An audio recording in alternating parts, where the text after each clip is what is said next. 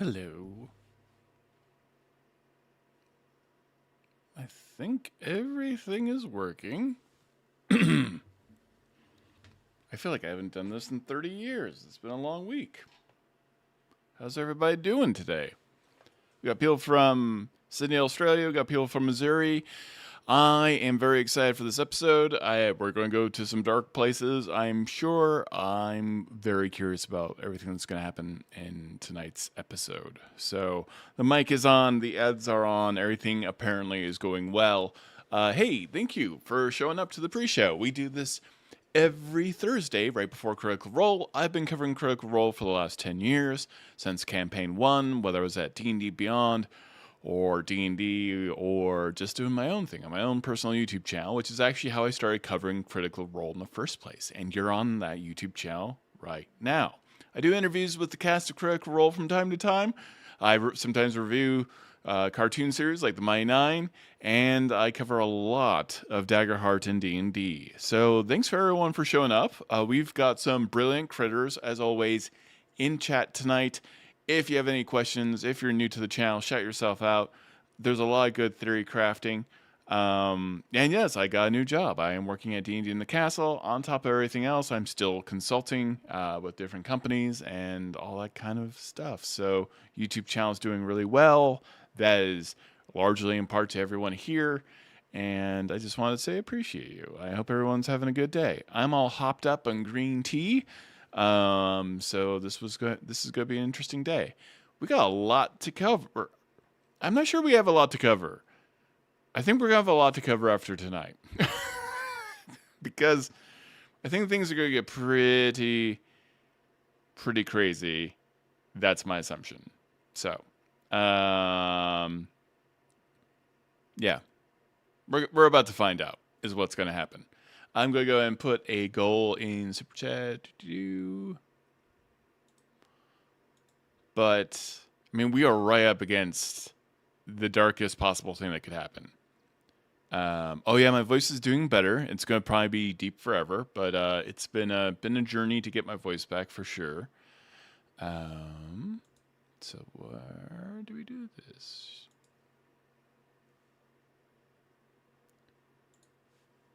Oh, very interesting. Okay. I feel like things got moved around on me on YouTube, but I'm probably wrong. I'm wrong.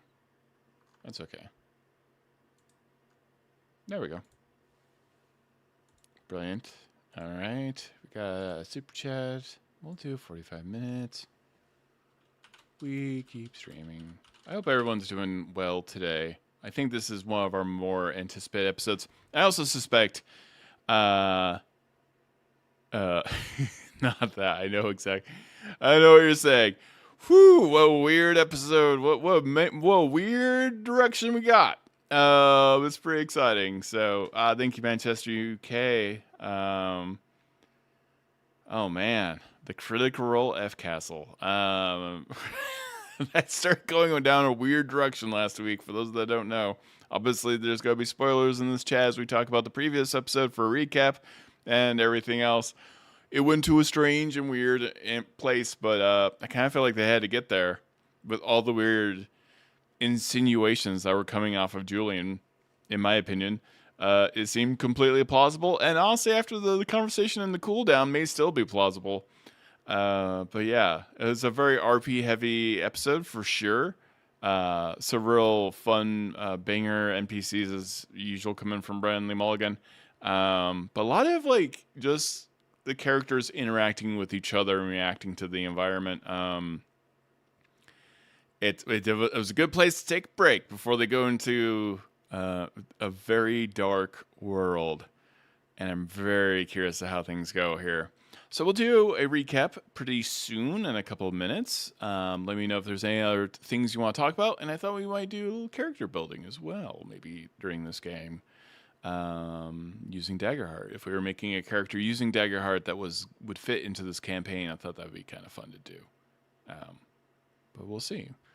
So, yeah, thanks for showing up. We got 38 viewers already in chat. You can always support the stream with super chats, and that's always well liked.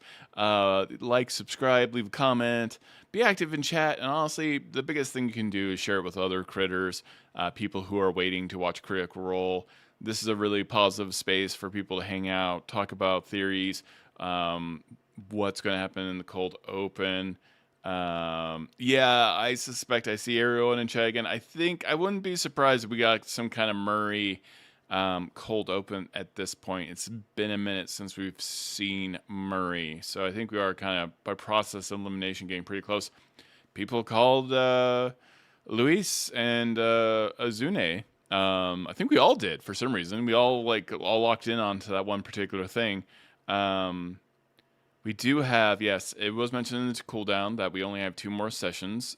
Because of that, I suspect that after this session, they're going to level up their characters, which makes perfect sense because we may be seeing some pretty gnarly combat.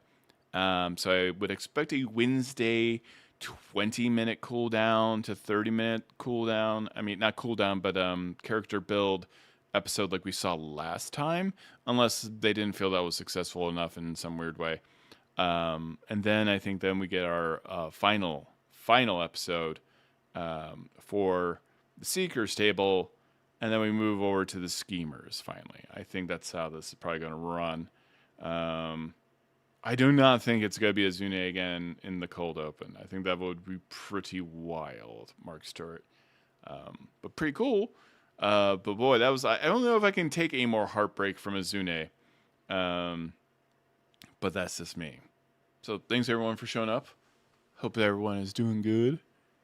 We can do a real... How many people we got in chat right now? We got 48 people. We don't have 100 yet. We're not quite at our beginning.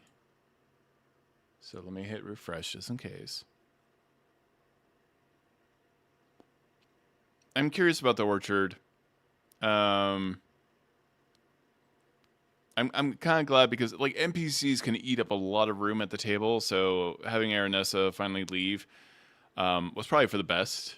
It's distracting. I'm a little curious like how central Octus is going to continue to be to this plot line for the Seekers, because he is kind of like the MacGuffin of the party, right? Because he's been resurrected, and so much kind of hangs around Octus. We have an entire house that cares very much about Octus.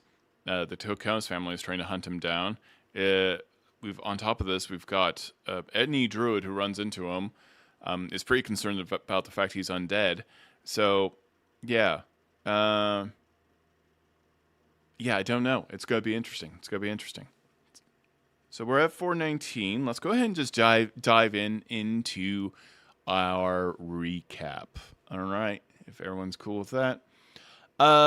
So we had this really great cold open that was having to do with the Azune's kind of sacrifice. It was a flashback to when he was 12 years old. Azune and his sister, Mayela, are being recruited by the Gallows Choir mercenaries. He really pushed himself to the brink of exhaustion. He initially failed and they didn't want to take him. But then eventually his sister actually convinced them to let him try again. He also convinced them to let him try again. And then they took him and they figured they could pawn him off onto somebody else. And that's exactly where Azune actually ended up, is somewhere else within the organization. His parents are starving. They had some very kind words. They were having trouble feeding their own children, so it was a very sad moment, but very proud of Azune. And Azune did not want to leave, but it was just one of those scenes where the family is too poor to sustain the children themselves, so best to find, honestly, work for the children in some manner, like knowing that they will have a roof over their heads, knowing that they will have food. The tragedy may become... the Gallows Choir is a completely awesome name. You can't beat Gallows Choir. That's pretty strong. We had another flashback that happened in the middle of the game with Vaelus. Vaelus shared a memory of her siblings, Arthas and Meowin, reflecting on time before her life was defined by like where she is right now, where she's kind of grim and extremely devoted.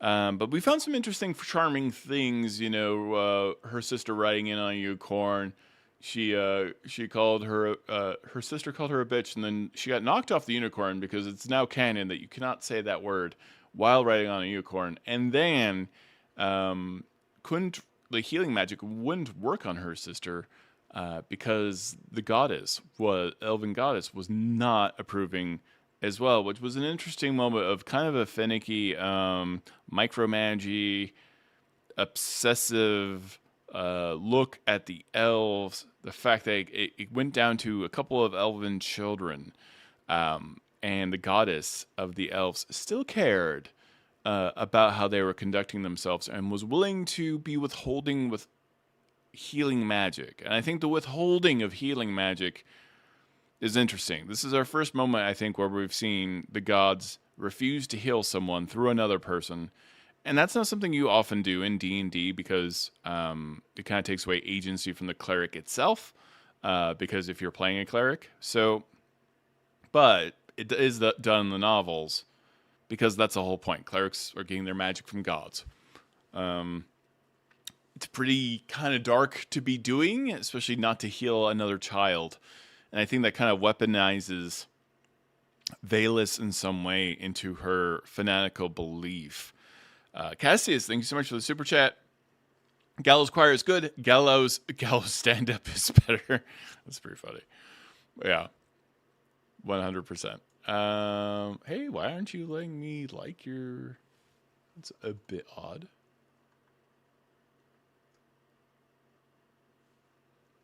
Oh, bizarre. 1 second. I see what's going on. I think I see what's going on.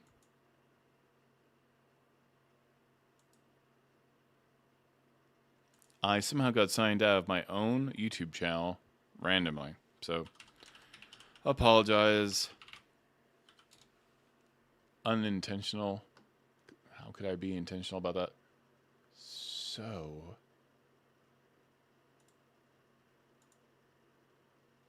absolutely weird. I don't think I've ever seen it do that midstream. Oh, first time for everything. We'll get back to it. And here we go. Perfect. Okay. Cool. Bizarre. I mean, at least the stream's still going. Yeah, we had a lot of internet issues actually today, so I was really afraid I was not going to be able to do the stream. We got into some stuff with Octus. He's struggling with the death of his brother Franz. He didn't really know Franz. He talks about that, theorizing that his own family sacrificed Franz because he was considered unimportant. I don't think that the Tachonis family in general care much for their children, given the fact that how they treated Octus himself. And he's not very close to any of his other siblings as well that I'm aware of. So it's, again, a continuingly dark perspective on Octus's family. Octus sounded a little bit more nefarious here at the end of the episode and how he kind of spoke to people. There was kind of a darkness there at the end. Certainly talking to an NPC, but it was darker than normal. It's something I noted for sure. Oh yeah. So yeah, Ariel's departure, the aerial departure, the Seekers escaped the Tachonises via a sky carriage, which I loved, and I believe this giant snowy eagle was Altradler, a giant snowy eagle who was chronically sleepy, did not wish to be woken up, and they didn't even put on the safety harness or safety ropes on the eagle, but they did coax this hilarious NPC that felt like it was right out of a Jim Henson novel into flying them to the location. Didn't really want to fly at night. There was a bit of a mid-air battle happening as they flew. The druids Amada and also Hannah, they battled the Tachonis spirits that were in the sky using weather control and lightning and provide cover for the group's escape. Pretty scary stuff, really. You don't want to be dropping from that height. I've actually, unfortunately, I've had a few characters who died that way, who were in my games because they made the wrong choice. And, I mean, maybe they could have feather fallen, but it would have been sad to see the eagle die. They did get a couple of magical boons. They received several druidic charms, including the Walker's Ward, which is a nice kind of... it helps prevent scrying on Octus specifically, so that's great. And then we had the Embers of Arask, which clearly seem to be intended, I feel like, from Brennan Mulligan to be inserted into the... I'm forgetting the name of the weapon. Technically she's using it as a whip, but it's a sensor. So they're like little coals, basically, that can ignite inside the sensor. Certainly you can, like, try to shoot them. The only real purpose of these is to be put in the sensor and kind of upgrade the magical item that I feel Ashley Johnson is using, really, because whips are really terrible in D&D, actually. They're 1d4, and they're even worse in life. I actually just watched a whip video specifically about how terrible whips are for doing damage of any type. Certainly everyone likes the fantasy of a whip. I also learned how to use a whip once when I was a little kid. Wildly ineffective. Shocking sounding, but ineffective. So they did arrive at Castle Torch, where this is where the fun began. I got a couple of super chats. Let me get to that. I forgot the heart Cassius is. Haley 4560s. Thank you so much for the $5 super chat. Hi Todd, I'm building an arcane trickster rogue. Any suggestions for cantrips and low level spells? Happy Thursday. So this is pretty cool. Arcane trickster rogues, I believe, now only take spells from the wizard spell list, which means they're no longer restricted to enchantment and illusion, I believe, in 2024. If you're a rogue, I wouldn't say no to having shield, because your AC is also already going to be a little healthy because of your dex. I still think shield is pretty important. Cantrips, I don't know if your dungeon master is allowing things like, sword burst, like green flame blade or booming blade. I noted that they were not in the 2024 core rule books. Those are very important cantrips. Can layer onto your sneak attack damage. I think those are pretty happy as well. Are you at level 1, Haley, 4560? I can better answer it. Magic missile is always nice if you just absolutely cannot hit your target. And sometimes if you're using a ranged spell, not getting sneak attack from it, sometimes you're desperate. True Strike is definitely better than it was. Though you can already, as a rogue, use the bonus action to get advantage to an attack roll, so I don't know if True Strike is necessary. But that's just a couple spells off the top of my head. Illusion is always extremely helpful for arcane tricksters. I think the telekinetic feat is still in the 2024 player's handbook, and I believe if you take it, it would extend your arcane trickster's legerdemain magic hand a further 30 feet. I have to take a look, and that could be pretty clutch. Having a telekinetic hand is pretty massive. So we could get back to this super chat. Actually, we could dink around and try to figure out some optimal build. I love arcane tricksters. They're great ninjas. They're great at infiltration. They're one of the most functional rogues out there. Certainly, you're not going to be lining up damage like most classes, but there's a lot of utility, a ton of utility, and I always am looking out for an environmental kill as well when it comes to being an arcane trickster rogue. So things can be fun. You can unscrew the hinge off of a chandelier and hit an enemy, that kind of stuff. Mark Stewart, I think you have a different. I don't know if you have a different image there. Thank you so much for the super chat. Octus and Wick both are black sheep. Yep, and of their respective families, and each are becoming keys to unlock an upcoming war. Yeah, it would be weird. It'd be interesting to see Octus and Wick to be in the same group for some time, because there's probably going to be some bizarre bonding, but also with different personalities on top of everything else. So that could be a fun pairing for sure. Any other super chats? We do have at Todd Kenrick. I don't think you have ads on for the portrait view of the stream. Oh yeah, it gets weird when you do dual streams. That's probably true. I will go ahead and check that. Saving now. Why would I want to schedule? All right. Perfect.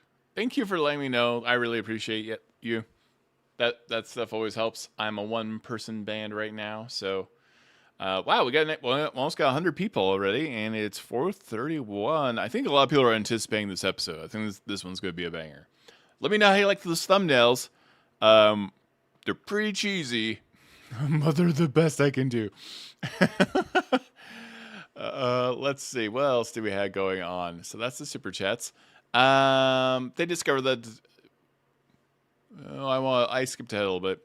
So the team does arrive at Castle Torch. It's the headquarters of the Barrow Guard, really banger name also, who defend the world against the horrors of the Barrow Dells. It's kind of coded for Game of Thrones and the Great Wall there. So they're kind of defending everyone from the Eternal Night, the graveyard of the fallen sun god Tansul. So we can expect a lot of undead. It's going to be pretty Shadowfell coded out as well. If you were in Baldur's Gate, there's a very specific area that is kind of like tainted by the Shadowfell in that particular area. So I think this is going to be spooky stuff. They do reveal that the Tachonis twins did visit a couple of weeks prior, and they tricked Dame Gaia Sarame into sending the 3rd Battalion, including Allogar, into this dangerous undead overrun zone at Tanisar, which they've been seeing kind of the visions of their son being there. It was all under false pretenses. They weren't strictly following orders, so that person got dismissed. Commander Phaedron released Dame Saramali of her station for her negligence, and she is ordered to join the Seekers and to reclaim her honor. So we've picked up another NPC. I don't know if this NPC is going to make it. Lady Aranessa then basically decided to leave and head north to the Golden Orchard, her family's former home, to investigate what was happening there. The Seekers mission, Julien, Octus, and Thaisha, Vaelus, and Dame Saramai ride towards the Eternal Night to intercept the 3rd Battalion and rescue Allogar. Vaelus is a little suspicious, despite not really having any evidence of some lying, and remains deeply suspicious of Aranessa, believing that she's harboring a massive, painful secret, is what we basically got all of it out of it. And that's it. You know, that's kind of the rundown of what we found out. It was, certainly a slower episode, but a build up to something super scary and super dangerous, I feel. Oh, Mark Stewart, thank you so much for the $5 super chat. The question of the Seekers is, what shape will they find Thaisha's son alive, or will it be a tragedy? It could be a tragedy. I feel like a lot of people have not died. I think this could get pretty rough. I'm wondering if Octus has plot armor. I've been very curious if a character like Octus, if Octus's death could be the thing that destroys the membrane between the living and the dead. I wonder if Octus is too much of a plot armor feeling type of character in this universe. If he could potentially die in the next episode. This is a very dark campaign, by the way, when you really think about it. So far, there's been very few moments of true levity. Certainly plenty with the soldiers' table and anything having to do with the Fae. The Seekers' table, and they kind of brought this up in the cooldown as well. This is the first time the Seekers' table went from running to actually seeking for a change. I think once they get to this shadow area, things are getting rough. Very quickly, I expect we were going to see combat, and then we'll see maybe fallout of that combat, knowing that they have 2 episodes. This one also could go pretty long, depending on the combat. So, yep, it's also stormy there as well. It's going to be a rough time for everyone concerned. This could be one of those episodes where a character dies. I know we're all on character die watch. I am a little bit too, and I think this is right about where we're all kind of wondering, will a character die? So maybe we're feeling a little too safe right now as to the state of all the characters. I know I am a little bit, if you know what I mean. I've been watching another TV show that is Game of Thrones related, and I got a little too safe feeling about that show as well. So this is, we're on episode 16. I could see a death. It's a dark realm to be. Thank you so much. I'm glad you enjoyed the recap, Mark Stewart. If Thaisha was involved in bringing Octus back, then maybe she can do the same to her son. That was using the elf song, so I don't know that will be applicable. Though reincarnating her son after his death would be interesting, but she's not powerful enough to do that, so she could be talking to, she could go to one of the circles of the druids to bring her son back. Hey, Thunderated. Hey, Todd. First time tuning in. What are your thoughts on Vaelus calling that insight check into Aranessa's last episode? That peeked behind the current of Brendan's persuasion roll. Yeah, I think, and they commented this about the cooldown as well, is that it's not necessarily, Aranessa has a secret that is not necessarily so nefarious that is of ill intent. As I got the impression from how Brennan described this, it could be that Aranessa does know why. Maybe the Aranessa knows that the Feywild is completely closed off because of one specific reason. Aranessa may not be divulging how dire their circumstances are. I think Aranessa has a dark secret that she is keeping, but not with ill intent. Though the ultimate results of whatever secret that Aranessa is keeping could be damaging to the party, even though that might not be intentional. So maybe not revealing everything that's truly been going on. That's my kind of feeling right now. That's kind of my rundown. So yeah, I am, something is off with Aranessa, and I'm not shocked. We're building up characters. We'll see what where this goes. Looking at chat right now. For some reason, the Tachonis do not seem to view Aranessa as a threat. Yeah, that bothers me a little bit too. And that also I think they brought that up in the cooldown as well. That they were more interested in grabbing Octus than anything having to do with Aranessa. So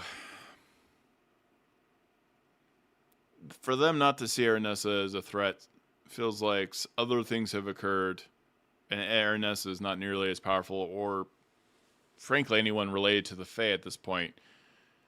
Something's going on, and something feels increasingly darkly inevitable.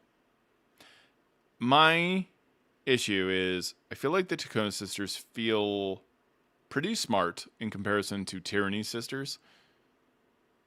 So here's my examination of events. Why would they want Thaisha's son to go into this realm to go fight? Because that's what it feels like. It feels like the Tachonis sisters, these twins, have specifically set up events so that this group of seekers will go to this location. I don't think this was always their plan.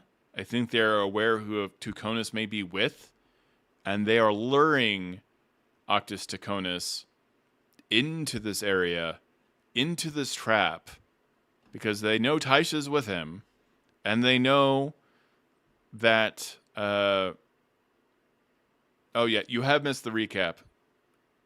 And it was Octus that got the vision. Am I correct? Octus is the one who saw the vision of her son, potentially in this area? Yeah, the sun is very specific. So, and I don't think it's by accident that the sun is with this group that's gone into this shadowy area and this storm. So I think that is with the intention of luring Thaisha and by connection, Octus into this area. What happens when Octus shows up into a big undead, basically was an undead realm for all intents and purposes, a shadowy undead type of world. Yeah, Hal is also his father. So it's not luring Hal. I think it's because of the party. I don't think it has anything to do with who is actually the father or the mother of him. I think it has to do with who's in the party and how to get them to go. So yeah, everything to do with Octus is against their plans. Octus is the foil to their plans, except for this one bit. And that's my concern is, well, they did this a week ago to try to get him there. And then they had a vision, which I guess the vision was about a week ago as well, right? So was the vision a future portent, or what was it? What was happening to him right at that moment? And how did that vision occur? Because it's been a minute since I remember the episode. Yeah, Julien is got more sus stuff. And I did know in the cooldown and just all of them talking like they had a lot of interactions in the group that were really fantastic. But they are all mentioning they have so many things that they need to reveal to each other, and that they've never had a chance to sit down and talk as a group, and that they're not necessarily really a group right now. They're still a bit at odds with each other, but maybe we'll see some kind of interconnection. I think a lot of them have dirt on each other or have done terrible things to each other unknowingly. So I don't know. Yeah, was the plan to send the sun into the dark realm? How many? So he said like a week ago that they set up them going into this area. And I feel like it's only been 4 days. This is now we know they've just arrived at the castle, and it's candle feast. Yeah, I'm trying to figure out the timeline on that. And also, if they're that powerful, they might have. I mean, if they want Octus to end up here, this might be the manipulation of events. Well, if they're divination wizards. I mean, but they're sorcerers, so we know that for sure. So that doesn't really wash. Yeah, the vision was Thaisha's son facing a horde of undead. And there are a bunch of pillars as well. So it was 1 week ago. Has it been 1 week since that vision is my question. Was it truly a vision? I don't know. I feel like this could all be a trap. How hard did the sisters truly try to stop them? Could so much of this be for show? I don't know. I think we're going to find out. And wouldn't it be wild? Again, I'm waiting for someone to be a betrayer within these groups. I think that would be amazing. Maybe Octus wasn't supposed to see this. Divination, Necrosorcerer. Yeah, that's a lot. Yeah, okay, so the vision was longer than a week ago. It doesn't mean that wouldn't be any less applicable. So yeah, the vision was of Octus's resurrection, so I guess there's kind of a weird connective tissue there of, well, so Octus has been resurrected, that's going to set in motion a series of events because of that. So that's just something I've been noodling on. I feel like the Seekers are constantly running. We are calling the Quasit Shovel from Baldur's Gate. Ink spittle. Yeah, so I'm a little suspicious of everything that's going on right now. It's gonna be rough going in this location. We know there's gonna be undead. I really suspect combat's. I think I'm all but 100% combat's gonna happen. I think they'll probably get stuck mid-combat, and that combat could carry over into the following episode, which makes sense if they like start leveling up right in the middle of combat. Might be cool. So yeah, we got 140 people in chat right now. Thank you for showing up. I appreciate all of you. Let me know. You should, if you're new to chat, sound off in chat and let people know your theories. Your ideas as to what's going on right now. This is just kind of a place where we warm up to watch Critical Role's episode every Thursday. It's a real fun time. We've been doing it since the beginning. Just a few episodes here and there because of life stuff, but we're having a good time. I also, at some point, Octus will have to use the stone. Yeah, I agree. So I wonder if Octus eventually becomes a character that has to do with the sacrificial play. There is a plot line semi-similar to Octus in the way that there was in Dragonlance there is a character who is called the Everman, who is tied to a god because of a gem, fused to his chest. Todd for president. That's funny. In the vision for Octus, saw also he said there's an army amount of Tachonis undead standing against one orc with a barrow guard symbol. Yeah, it's pretty much him. How do you feel about leveling up in the middle of combat? I don't mind it. The way they're doing it, as long as you know what you're going to do, that's not a problem for me. So it can feel like more of a character moment. I know a couple times it just felt like it just kind of happened. But kind of fun.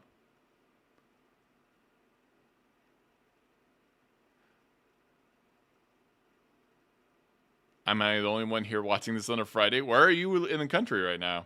In the world? Todd Kenrick, Octus is Gale. No, yeah. Octus could be an undead nuclear alarm. Yeah, from Flotsam. Yeah. Old school. Trippy plotline for the middle of Dragonlance. Yeah, pretty prepared. I like the pretty prepared nature of that, and it allows you to have kind of a heroic moment in the middle of combat when all is lost. We've got a couple of mechanics like that I'm quite enjoying. Ah, you're in Tokyo. Wow, that's so cool.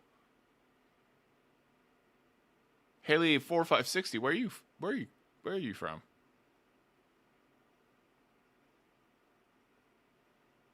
That Tachonis family is nasty.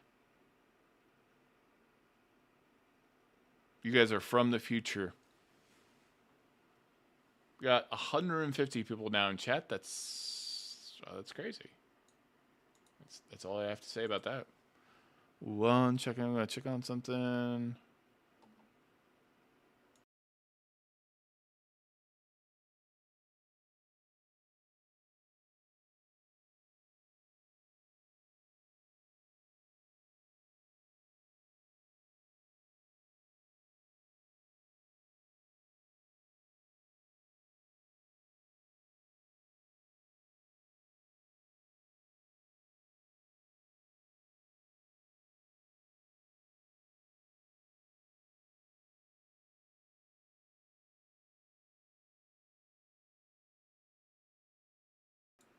You're in the Netherlands? We got people from all over in this chat. That's amazing. We got plenty of Australians. Someone in South Africa is wild. Yeah, people in this chat are from everywhere. It is a very diverse chat. Since you're from the future, will something happen to Todd? No. That's so dark. No, I hope not. Thank you, though. Good lord. And what was the plan to the location where Thiazi was going after who was rescued? I'm not quite sure. Yeah. Friday morning here in Scotland. I love Scotch eggs. I don't know if people in Scotland actually like Scotch eggs, but I was converted. I was converted while I was over there in London to eating Scotch eggs. There's no really good place to get them here in the U.S., and they're too much of a pain in the ass to cook. That's one of my issues. Wisconsin is kind of exotic in its own way.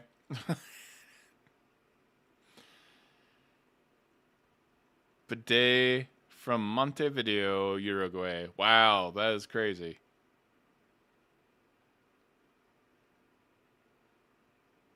Yeah, it would be wild if this was all a nefarious ploy to get Octus there. That's my weird paranoid theory. It may not end up being true. Man, what if Aranessa... That would be really dark if Aranessa left because this was part of the plan, and somehow an Aranessa was, in fact, involved. That would be disturbing. I really enjoyed the castle. The castle was hilarious. I love the weird back and forth with Matt and Aabria as to whether Julien had slept with her son. The fact that he had taught him to drink and everything else was pretty funny. It was a good moment. It was a good character building moment for Thaisha and also Julien. Do we trust the Knight of Ceremay? I mean, it was the Knight of Ceremay that specifically screwed up, so maybe not. Maybe the Knight of Ceremay was a plant. I mean, that is entirely possible as well. Yeah, we've got a couple bars I think that have Scotch eggs. I've just never had a Scotch egg in the U.S.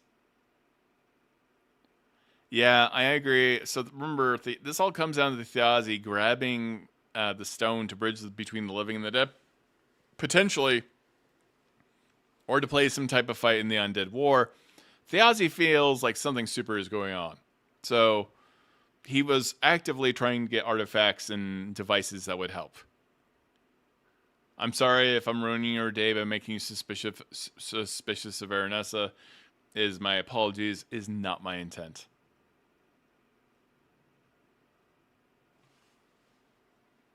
Yeah, I don't know. So I don't know. I don't know what I feel like. I feel very safe with the show right now, which has me at heightened paranoia. At the same time, if that makes sense to anybody at all. So. Why am I not seeing the option to pull chat out? 1 second.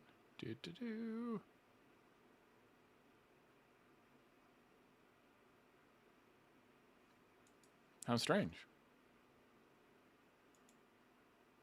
It's got to be here.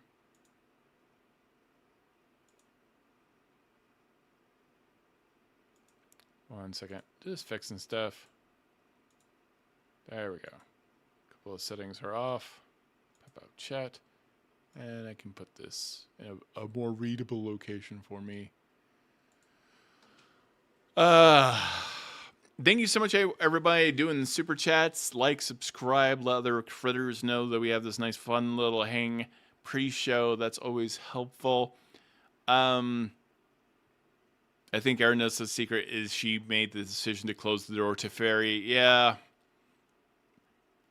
Yeah, what if the door to Fairy, what if the Fairy realm would have been threatened if the door had been left open by a future incursion of undead into this world, that they could then travel into the Feywild?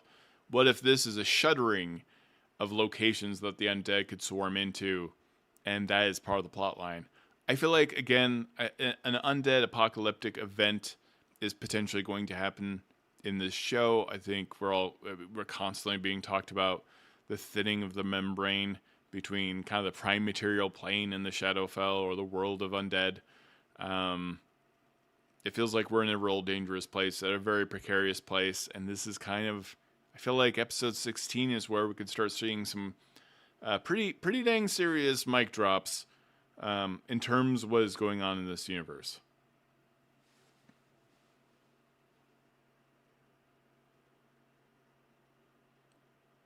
There's more going on in the underworld for sure.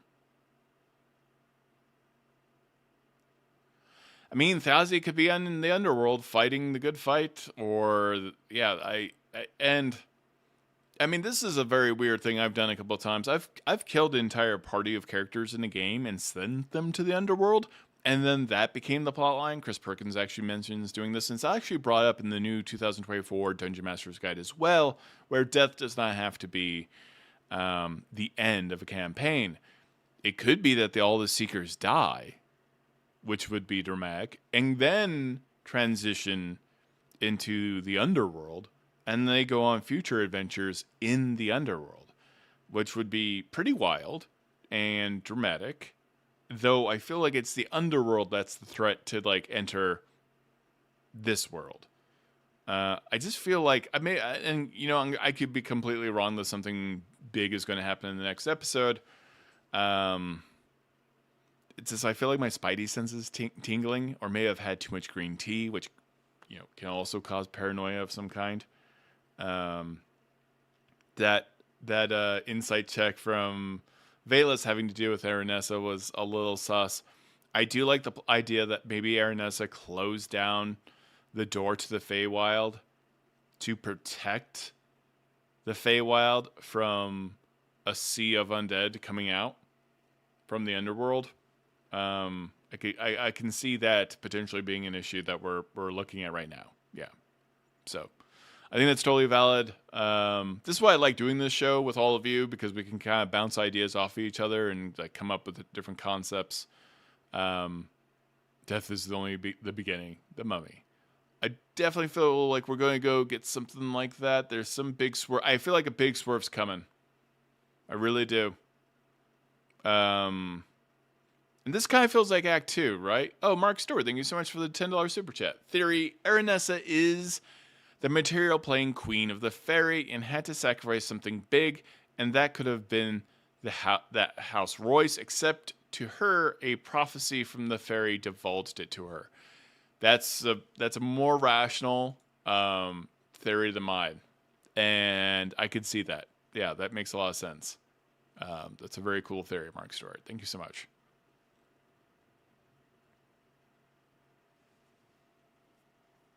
And don't forget to like and subscribe. If you want to support more video content like this, I have a Patreon, obviously super chats, subs. Gifting other people subs in this chat is extremely helpful as well. That helps keep the lights on, helps us keep on making video content like this and doing interviews and stuff like that. And eventually probably have guests on the show as well, because I want to keep on expanding the show. I also thought that was a bit weird that Vaelus wrote specifically in Giant. Not quite sure what that was about.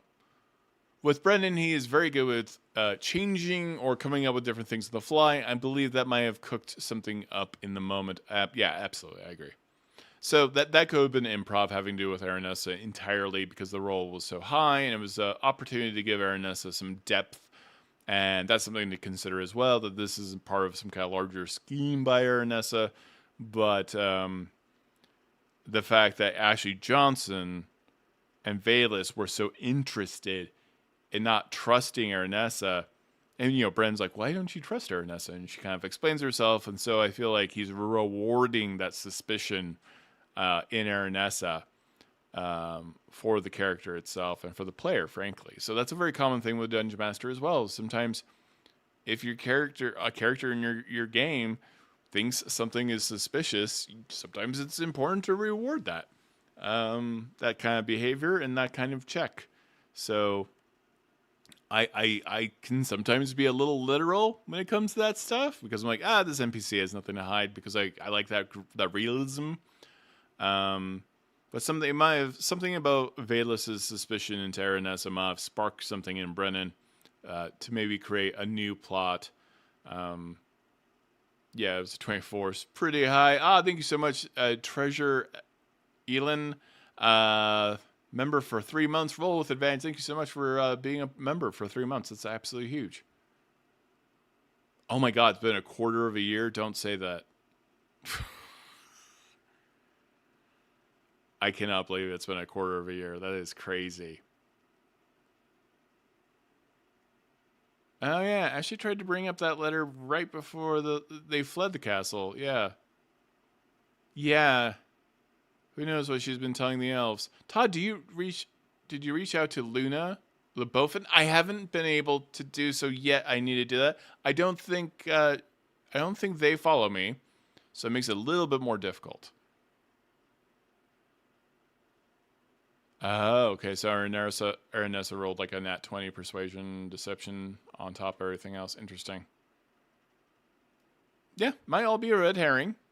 I don't know. Like I said, I have a bad feeling about this episode. I got the spookies.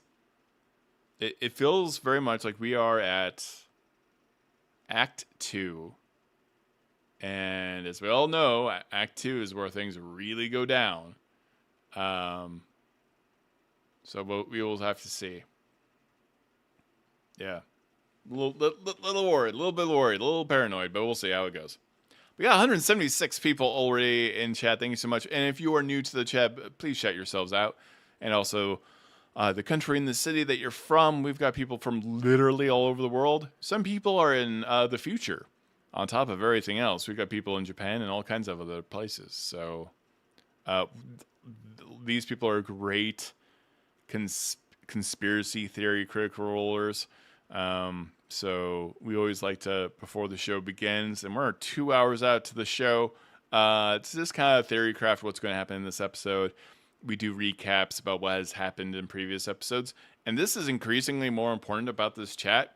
Is not I can't remember everything that's gone on in the 16 episodes. So there's a lot of really important fact checking that's happening with everybody. So we can remember who knew what when. Does this align? It's very helpful. Welcome to chat.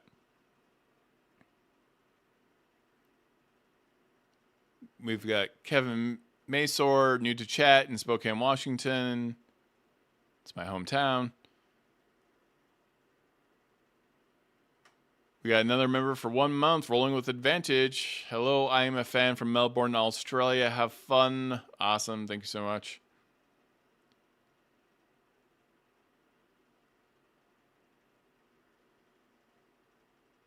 Hi from Seattle, Washington. Obviously, I live in Seattle, Washington. Kentucky, aka Flop 85. We got theory. I also wonder if the people in the current village might be connected to Brennan's gnome NPC. That could be possible. Will we see the warriors' daughters? I am waiting for the daughters to show up. That would be pretty cool. We got a lot of new people in chat today.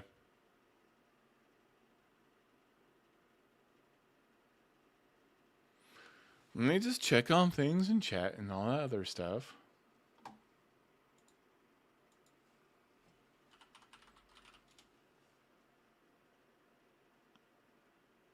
Do I have a price for DMing private games? I don't. It's definitely something I would consider to do, but I do not as of yet have a price for that.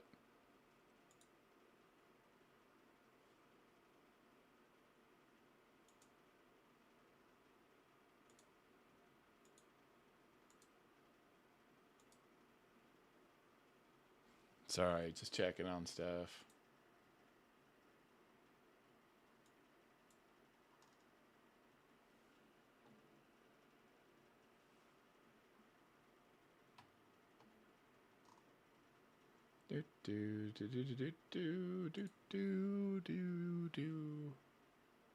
Appreciate all you.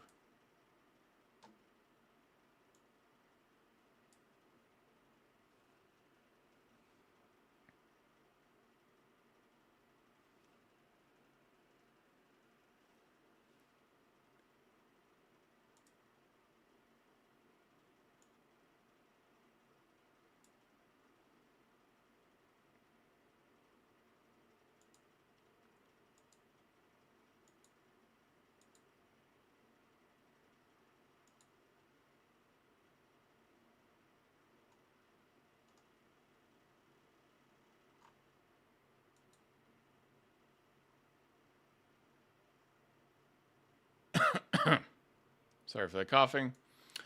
Other fun stuff that happened today. Oh yeah, we got a really cool show that's coming from, the head of Titmouse Studios, where they have to draw their actions, and based off that, behind Beacon, they will have successes or failures. I think that's a really fun concept. We'll see how it sticks. I know it's coming from a group that has also done this before on their previous YouTube channels.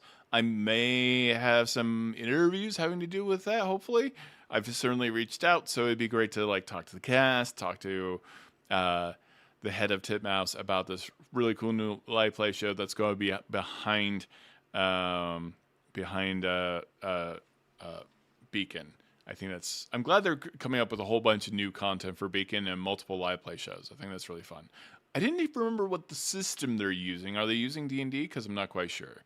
But yeah, I am looking into that new show, something that could be really fun. And I'm glad to see experiments in the space of live play shows, because it's one of those things where we've got a really great dramatic shows coming from Critical Role, Dimension 20 really has the improv comedy stuff down. So it's I think everyone's got to do something a little bit new. And even my shows were pretty unique. I did kind of the Suicide Squad type of live play show that had like a 40-person cast, including Matt Mercer. That was pretty funny in the Spelljammer universe. And then I directed and produced the live play shows for Baldur's Gate that were live at conventions, and those did insanely well. So I'm always glad to see new people in the live play space, and I'm going to do whatever I can to elevate those folks. I think I'm seeing a lot of new and interesting concepts coming out. So, yeah, pretty excited.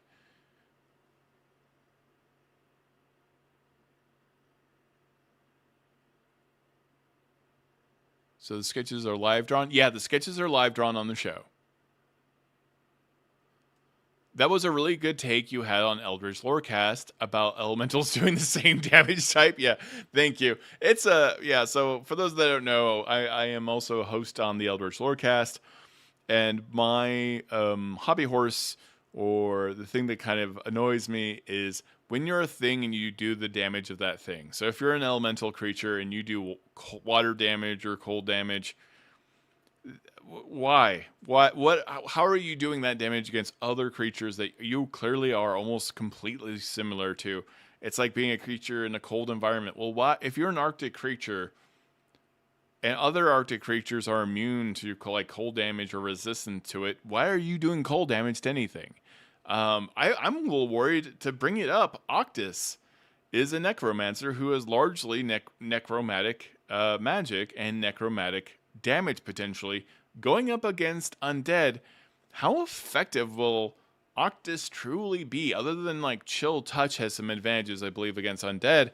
How much advantage will Octus ultimately be in any kind of fight with the undead? Other than, you know, he doesn't have the ability to control them yet. Other than Undead Critter, which is a new spell that was written by Jeremy Crawford or Chris Perkins. So I'm always a little bit annoyed about creatures with resistances when it comes to stuff. This is why the Roraz actually really rules, because this makes the most sense in terms of it's doing a damage type against type. So yeah, Octus could be wholly outmatched in an environment where he's actually having to face undead. Eventually, necromancers do get the ability to ignore resistances to necromantic damage, but that comes later. So, yeah, it sucks to be the fire guy in a world that does fire. That is the most apt way to put it, right? Another way I put it is we have the Blood War, where demons and devils are constantly fighting in Avernus in the Nine Hells, and they both are doing fire damage to each other, so they're basically doing no damage to each other and just slapping each other around physically, and it's a fairly unimpressive battle when you consider that. So that's my hobby horse when it comes to fire elemental damage types, or any damage type really. That's my issue. Icy flames are cool. So yeah, that's what we kind of got up to on the other Eldritch Lorecast about things that kind of rub me the wrong way. Because ultimately you're just kind of trying to shoehorn a way to take away resistances from other creatures at the same time. Yeah, the elemental adept feat can help with that, but like, okay, now we're trying to layer on other systems to get over this kind of conditions.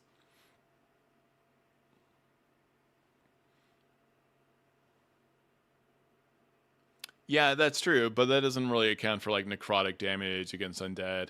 Yeah, certainly the elemental feat, but like, I don't know. Now, this is why it's great to be a sorcerer, because you can spend some sorcerer points just to turn your fireball into an ice fireball or a thunder fireball. And I do that all the time when I'm playing a wild magic sorcerer. Love it, love it, love it, love it. Love changing the damage type of my fireball because it's so evocative. I feel my blood temperature has already gone up just discussing this. That's the funny thing. I'm like, this is a really issue that we need to address in D&D. But yeah. So I'm excited for the new live play show. I think that's really cool. We've got a couple of new live play shows about to come out. But like Beacon's really becoming a hub for live play shows. I think that's pretty cool. Yeah, Thunderball's pretty cool. I'm not gonna lie. And Thunder, I think, is the least resisted elemental damage type. Thunder is. So, also very effective. If you need a fireball to absolutely land, Thunder. So, this is why sorcerers are... I mean, there are a lot of reasons why sorcerers are extremely powerful. This is a super advantageous thing to have. Chromatic Orb's another great spell to get around resistances because you can change the type of the ball each time. So, yeah. Ooh, Wiccan Tyranny for the cold open would be pretty cool. I do feel like we've not been with Murray in a hot minute, so I would like to maybe see how Murray is doing. But yeah, now we got 191 people. Wow, we're going to get 200 in short order. That's really impressive. Thank you, everyone, for joining every Thursday. I appreciate all of you. Thank you for the super chats. Those that have been extremely helpful. Thank you, Mark Stewart. Goddess Laura as Imogen, changing Meteor Swarm into thunder damage. It's always a banger. Yeah. Turning Meteor Swarm into thunder damage is nasty, nasty, nasty business. We'll go and like. Yeah, Victor... Octus and Wick look not entirely dissimilar, but also opposite. Like they're almost a card.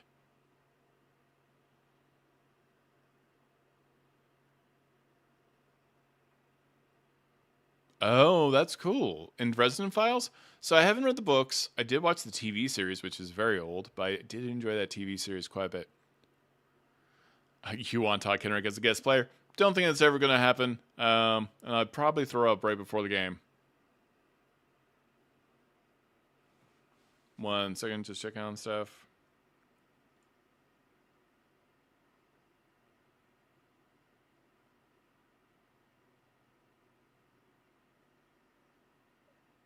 All right.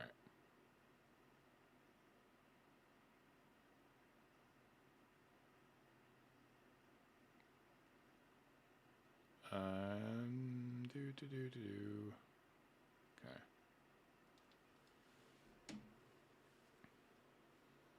I like the Dresden Files. Yeah.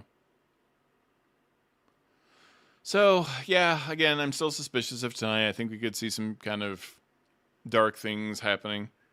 Let me go ahead and just bring up some art. Really liking Julien. Really like the back and forth between Julien and Aabria. I thought that was pretty cool. And the weird tension about how her son is being taught and trained, I thought was pretty funny, on top of everything else. Really liking the little flashbacks into Vaelus' life. I think that's been really cool. Is it just me, or Alex Ward been role-playing Octus with more of a gravity in his voice recently? Yes, I also acknowledge it. So there's a couple of times where he gets increasingly menacing, and even in the last episode when he's talking to the NPC, he has more of a nefarious dark tone. And I don't know if that's an indication into Octus's character changing over time as he's undead. He's playing such a very innocent kind of young teenager in a way. And to see that character slowly... maybe slowly go dark and be part of the problem might be interesting. Oh, yeah, I'll check out... Yeah, I have tons of Audible points right now that I'm not using, so I will try to do that. If the books are good on audio tape, I'll listen to those. Yeah, I feel like Octus is becoming more and more undead. It would be sad if he like fully succumbed and was a bit like the ghoul in Fallout. But he's got a darkness to him that may increasingly become a problem. So, yeah. I just got a bad feeling about this episode. I'm gonna be happy to be wrong. And not like a bad episode. I mean, I love when stuff happens, but you know, I feel like we've persisted too long on borrowed time to not have a tragedy. But again, we will see. We don't know. We got 184 people in Super Chat right now. Thank you so much. We got someone from Honolulu in chat. ANXO1661. Thank you guys all for the Super Chats, by the way. That's a ton. Did we run out of time, though? I do not know. The timer has ended. How do I start again?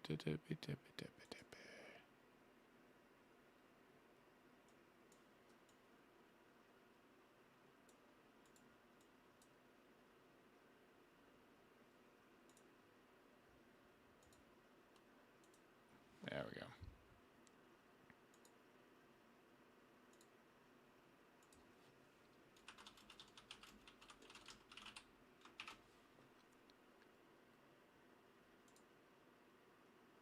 All right, we're back to it.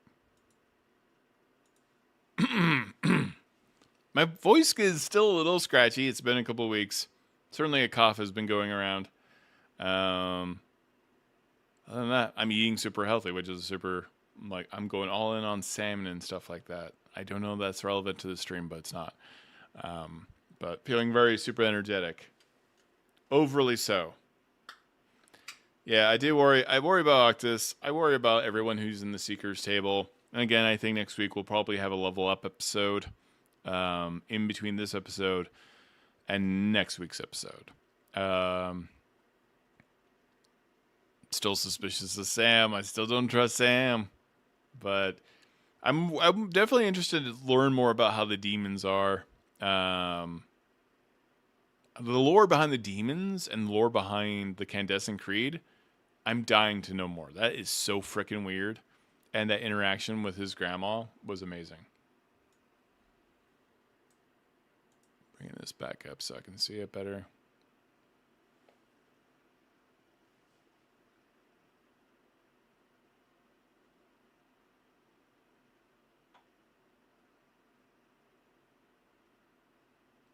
Yeah, Octus and Bolaire interactions will also be very interesting. I think that too. No one trusts Sam, not even Sam. Accurate. Yeah, Gray's head splat was a bit of a tragedy, but we weren't so attached to that character. If that had been a main character who just got flat out splatted, Walking Dead style, I think it would be a little bit emotional, more emotional than Greta. That's a tough room, though.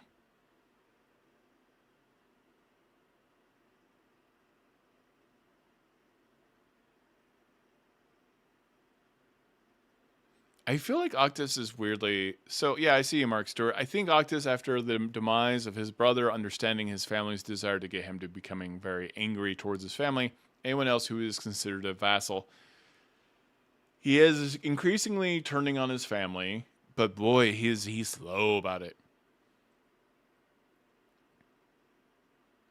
I do eventually want to see Bolaire take over one of the players at the table. That would be hilarious. That would be so strange. Yeah, I mean, what if Bolaire suffused to Octus? He'd never need another body again. Todd Kenrick, you're likely right about the level up. I wonder who does what. I suspect we would see... I suspect we would potentially see Julien go another level in fighter to get to Echo Knight, to be thematic to kind of the subclass he's playing. Let me think about this. I think Aabria's going to go full druid. You want to get to those third level spells once you hit fifth, so she get to fourth and be one step closer. It's really hard being a caster and not being able to get to your fifth level spells.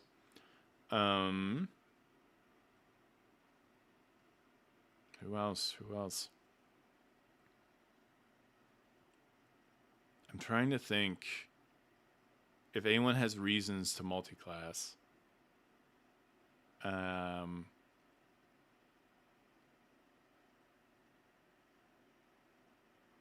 Again, Octus being a full caster, I don't think it makes sense for him to diverge as a wizard. To like make it take longer for him to get to those third level spells. Third level spells are unusually strong. So that's kind of my read of it. And Ashley Johnson as a paladin, I don't know. It makes sense for her to move away from that path yet. In a narrative way for her to become like a fighter paladin. Though I don't see her necessarily even getting clerical powers because those don't exist now. So I think still going Vengeance Paladin. Yeah. Mark Stewart, thank you for the $5 super chat. Wild thought. What if Wick is a Tachonis? What? That is a wild thought. That was taken by the demons and placed in Halavar? Dude, that's psychotic. I mean, we do have the fact that Taor it seemed important to establish that Taor could have had his shadow taken and a demon sewn into him. Is it possible that's already happened to a member of the cast? Yeah. That would be interesting. I mean, that's one of those MacGuffins. Hub Trucks, thanks so much. Hal multi-class for sure. I could see Hal. I could see Halavar. Yeah, I could see. I could see Halandil Fang multiclassing, though. I think Liam loves the Bard. I think it's the Bard College of Tragedy, so he may not be willing to do that as well. He could. I think he would just go College of Swords. No, he's not going College of Swords. Dude, Vaelus going Warlock would be wild, but that would have to be like, what entity did you mean? I don't think a pact with Octus, though that's pretty dark and interesting. Or if the elf song was speaking to her and she did a pact with the stone, the elf stone, that would be pretty wild as well. Something to consider. I will noodle on that.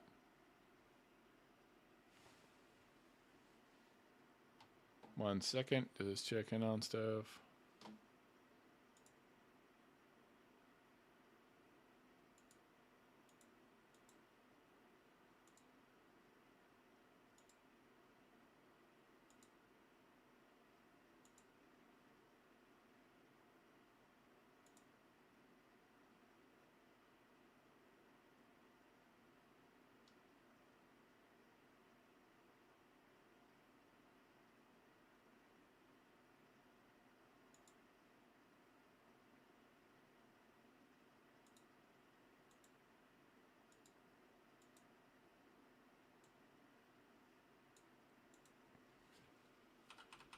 Talk amongst yourselves. Talk Henrik. Some characters are going to change class completely due to the story or some big event. I think they always want this stuff to be narrative focused. So I think that's a big part of it.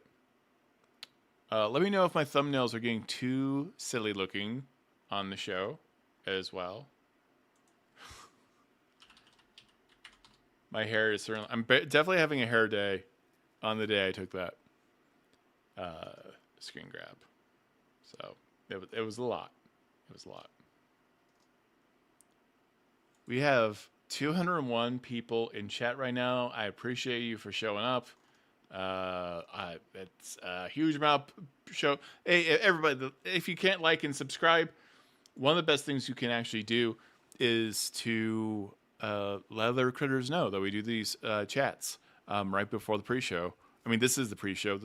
Right before the show, where we just kind of talk about our different conspiracy theories and everything else and kind of get hyped for the show beforehand. We also have like tons of brilliant people in chat right now that are extremely welcoming and kind. And we riff off each other and come up with different ideas. And I'm going to be honest, I think we need to start keeping track of the ideas where we were right. I think we were getting right about a lot of things in the show together. And I feel like we need like a roster of we were right about all this stuff. I think that would be pretty fun. Because I think our combined brain power, because we usually end the episode between 300 and 500 people in chat. That's a lot of smart critters all coming up with ideas. So, yeah. Ooh, I would like to see more Orcish lore drops. I'd love to see the Daughters of the Gnome show up soon. Very curious about the Fae early warning system. I think Azune could totally multi-class. I agree with that. I think he could go a little bit Sorc for sure. And man, Taor too, right? Something could be there. Because Taor as a paladin, they mentioned that Fae magic that Taor might have. Can Taor do the warlock thing? Be a paladin warlock? That would be pretty interesting, actually. If he did Pact of the Fae and was a paladin himself, potentially interesting. It's always very powerful to do with smites if you go Sorkadin, because you can do fully leveled spells and really pump that into a smite. It's not as optimal as necessarily being a caster, but yeah, it's one of those things that could be happening, for sure.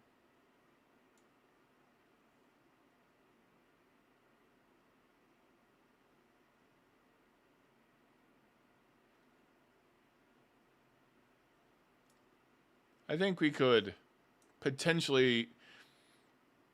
Do I think we could lose Octus today? I do still. So for those who just are showing up to chat, I'm a little suspicious of the events that have led us to go into this realm, this realm. Not, I call it realm, but it's not realm. But this shadowy area, and the fact that potentially undead and Octus are going to interact. And was this all part of the plan originally to lure them here, using Thaisha's son? I mean, this. I still feel that kind of Act 2 energy that something could be amiss, something could be astray right now. My wife is letting me know that my streaming setup looks so good. My wife is very supportive. We had a very long... We had a really great Valentine's Day. And we got to see Ghost. And unfortunately, her boots injured her, so everyone give well wishes to my poor wife. I bought her new boots, and then she wore them for 4 blocks, and they absolutely destroyed her heels. I feel terrible. So, but we got to see Ghost, and that was an amazing concert. I was not prepared, because Megan, my wife, has been having us watch Ghost. I feel like since the beginning. I don't know if that's possible, but we've been watching Ghost for a long time, and we saw it in an arena, and it was not prepared how excited people were to see Ghost. And I think I was just caught off guard because in my mind we were going to go to a small little concert hall, and it did not turn out that way. And I've been to multiple Nine Inch Nails concerts because of Megan, and which I love Nine Inch Nails, but like, whoo, the Ghost crowd is intense and it's great. It was a good time. I was like a little taken aback though. I was like in shock. Yeah, it's terrible. Like, dude, boots that don't fit, what they do to your heels are insane. Yeah, I don't know.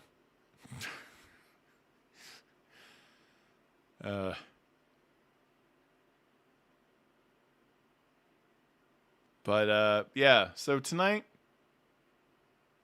we could get some real Pal of the Bastards type energy coming out of this show. Yeah. Oh, hey, thank you, Hub Trucks. $1.09 super chat. The creature in the lower right corner is nuts. That is, we're affectionately calling him Shovel because I love Shovel and we all love Shovel from Baldur's Gate 3. It's a Quasit. And I'm going to let you know that I hated this thing. It's Megan who loves this thing, and so I kept him. But it took me, I would say, 2 years to feel comfortable with this ugly little thing hanging around. Yeah, I think a full 2 years until I was okay with him. It's so ugly. It's just the ugliest creature. Mark Stewart, thank you so much for the $5 super chat. Always so giving. I appreciate you. I feel that after the last episode, Octus may just become the patron for Tachonis at the end of this. That's an interesting idea because we're just talking about Ghost. So would somehow Octus become the villain that they have to fight? Would Octus somehow become the Pope of the Tachonis family? That's totally plausible. Maybe they're just waiting for Octus to slowly change. How much of this is prophecy? Maybe they need the magic of a druid to turn the magic of a druid mixed with the magic of a necromancer to make something new and unholy in the world. That is certainly a plot line that we've seen in other media where we've got to mix clerical magic and arcane magic or druidic magic and necrotic magic to form this kind of abomination that is Octus. So, yeah. Again, I'm spiraling, but we are an hour and a half out. It's a good time to spiral. Speaking of that messenger got her head bashed in, smash the like and subscribe button. That's super important. Let everyone know you support the stream. I think Azune is going Paladin Sork. I agree. I think Azune may be Paladin Sork. I'm not quite sure what sorcerer he'd become. But yeah, I think that would be pretty cool. Octus may be a walking time bomb. I also agree. I think Octus could be the key to blowing a hole. Okay, here's the worst case scenario. If Octus is effectively a necrotic undead nuclear bomb, wouldn't you want Octus to go to the one? Oof. Okay, where would you start a war if you wanted undead? An insurmountable amount of undead or dead. Where would you want them to appear? Because there's already undead in this location. I'm forgetting the location name right now for some reason. Can someone help me out in chat right now? Or I can look it up. I know it was in my notes. So I have a weird conspiracy theory right now.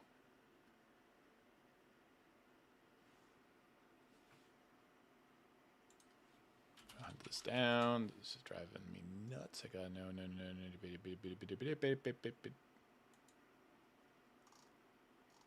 Let's see. They're at Castle Torch with the Barrow Guard.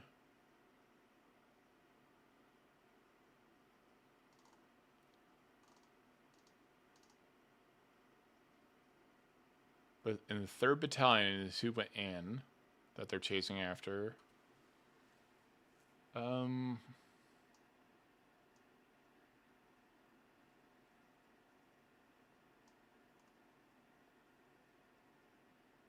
It's just called the Eternal Night.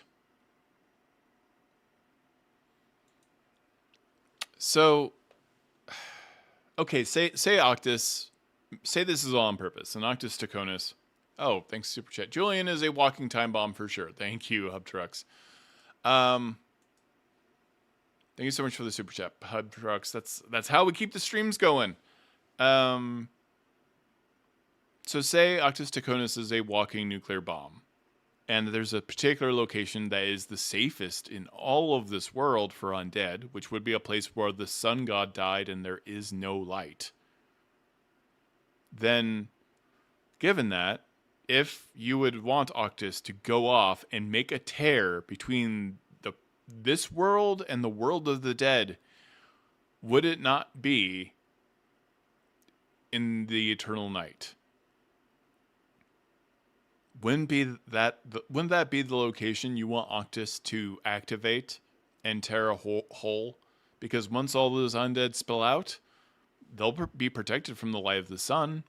They'll be in a very positive place for undead. And that's a great staging ground for them to rush into the rest of the world.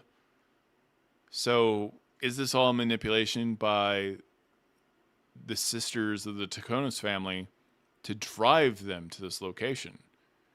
Because again, why have Thaisha's son with this 3rd battalion? Why manipulate them to go into this area unless to draw Octus and the rest of the Seekers to that location because they know Thaisha's son is part of the group in a sense. So that's my primary concern, is that this is all a Tachonis scheme that's very like 4D chess, or a reaction to the fact that the Octus got away. Because if the realm of the dead opens up in this location because of Octus, it's just going to be a complete shit show, and it'll be an apocalyptic event. So that's kind of why I got. I've run games where there's a sea of undead. So I actually had I actually ran a game. It's called Beyond Heroes. It was called a lot of things, but it's called Beyond Heroes. And the very first arc was a cleric, an elven cleric who opened up a portal to the last world she destroyed, an elven goddess, and that entire world was all undead, just teeming with undead. The entire planet was this plotline. And she then opened a portal to this other world, which was the heroes' world, and undead were pouring out of that portal as well from this world. And that was like the main plot, and it was called the Sea of Undead, and they were trying to figure out how to stop this ocean from happening. And they slowly realized, like, we don't have enough dead people here to even create an ocean this big. So that was kind of the thread of my main campaign for Beyond Heroes, which we streamed for years. And this feels kind of like in that area of an undead nuclear bomb going off, and I'm very intimately familiar with that kind of terror. So having a portal open, I mean, that's a big plot point for a lot of things. I love opening portals to worlds we shouldn't have. I opened up a portal to Avernus, and I opened up a world to the Abyss where all the demons came pouring in to the primary material plane. So yeah, I'm just coming up with crazy stuff, but I feel like Brennan's going to drop something big.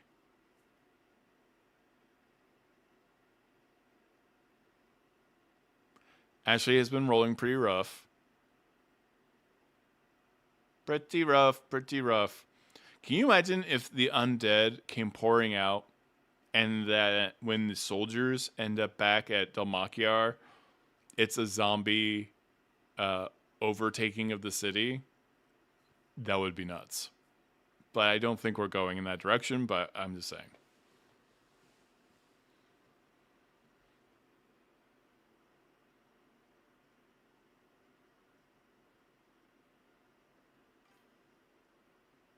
Yeah, Ashley's been having a rough time of it for the roles. And statistically, she's the strongest character in the game. Nothing for it, really.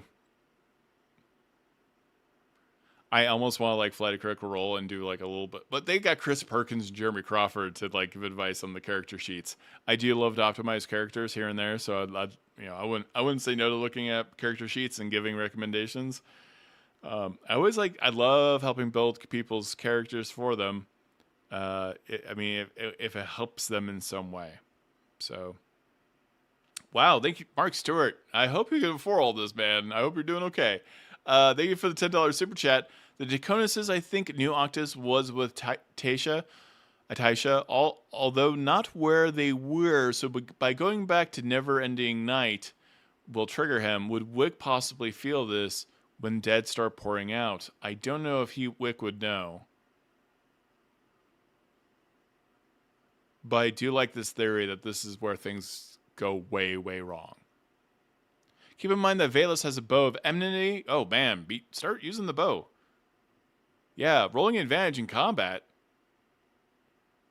I did not know that. I think it's such a part of Vaelus' character to be using that whip.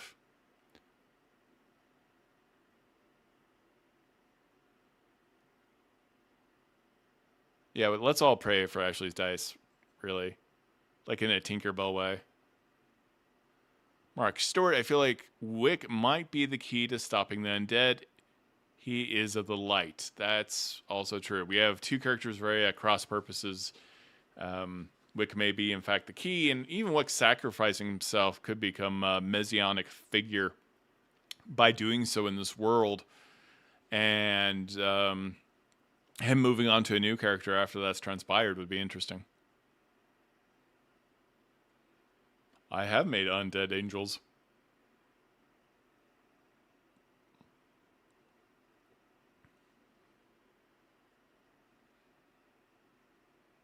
Oh, you meant Vow of Enmity, not Bow of Enmity.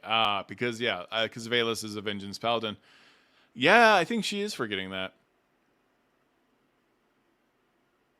I could be wrong. Yeah, they cannot let Grandpa they're gonna let Grandpa Halavar out one day, and he's gonna have this weird Hulk smash moment. Maybe he'll fight the undead.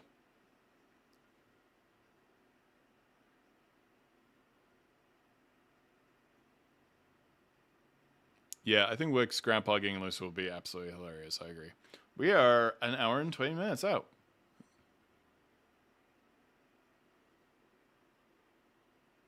Well, 13 damage on a crit with a whip is weird. It might be a juiced up whip, for sure. Charles 2450, how you doing? $2 super chat. Thanks so much. And good evening, everybody.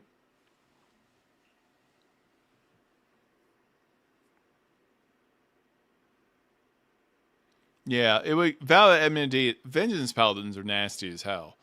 Getting advantage on every attack roll you make is nuts. It's Vale Enmity is great. It's great. It's great paladin.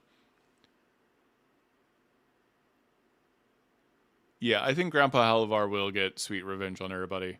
I agree, for sure. Still curious about why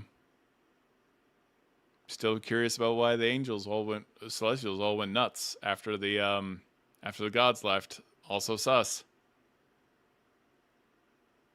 Yeah, I feel like maybe they gave it whip stats, but because it's a sensor, it's got a little bit more oomph on it, or it's got so maybe it's a 1d6. That would account for the extra damage.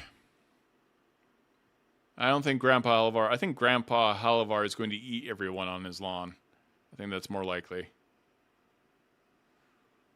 Yeah, I know. Yeah, it's rough rolls, man. It's rough rolls. You might want to get some new dice.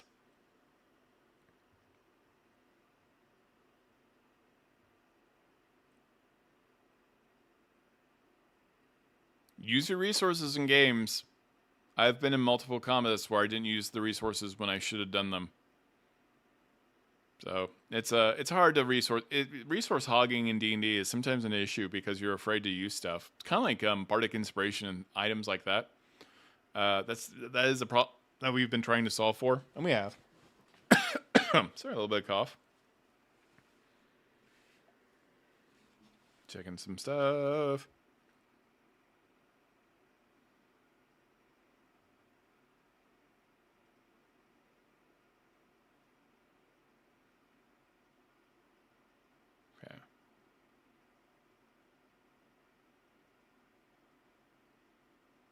Ugh. Okay. Got 224 viewers in chat right now. Thank you so much for hanging out. Yeah, we're just winding up. We're an hour and 15 minutes away from the main event. Yeah, they probably made it like a specialized piece of damage. For sure. I agree. Yeah, I think it's probably acting like a whip in terms of reach and then doing 2d6. I've been watching a lot of Night of the Seven Kingdoms, so I have a crazy knight build right now. Because I'm trying to make the most optimized jousting knight in the game. I don't think we get enough of that in D&D. Certainly we have the Cavalier. I'm probably going to do a whole video on this topic, by the way, about how to make the coolest Cavalier in D&D. I think a lot of people are going to be inspired to do so. Got a couple of weird ideas. I got a real solid artificer jouster Obviously, Battlemaster is a fantastic knight as well. Paladins are still good because you can lay down a smite through your lance. So, and the weirdest would probably be Warlock because you could Eldritch Smite. Well, lances got the two-handed property, but I don't think that affects anything if it's a +1 weapon. I gotta think on that. Being able to do Eldritch Smite with a lance would be pretty interesting. I don't know why I'm going down this tangent. Anyways, Duncan the Tall, fantastic. Loving that show so much. So well acted, so well edited, so well shot. All-star cast. I'm not gonna spoil anything about the last episode, but like, oof. Oh man, what class would Egg be?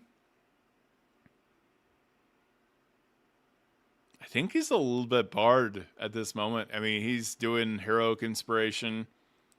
He's a very support class.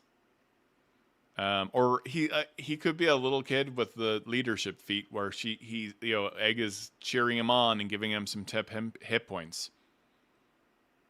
So if Egg was just a NPC, maybe Egg has the leadership feat and he can yell and scream and say get up and give someone temporary hit points. Or it is a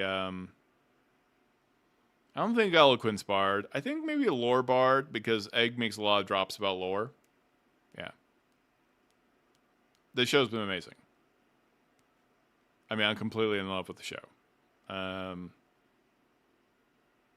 that last episode is actually tied for the most popular show from Game of Thrones in terms of reviews on IMDb. So if that tells you how good the show is doing, it's doing pretty good. And someone actually made a very interesting point of we get to really spend time with Sir Duncan and Egg, and more so than you typically got to spend with characters from Game of Thrones because every episode is basically about them. I've not seen Pendragon. I'll check out Pendragon. But yeah, so I think this is going to be a big episode. I could see us having some type of Ocean of the Dead, some kind of House Tachonis undead nuclear bomb going off in this Forever Night area. I feel like the Tachonises are behind them having to go to this location. I feel like a lot of manipulations have led the Seekers to this moment. Yeah, Egg does look like a monk. I get that. Todd Kenrick, if you guest played Wick's grandma, would you want to play her? If someone guest played Wick's grandma, who would you want to see play her? Oof.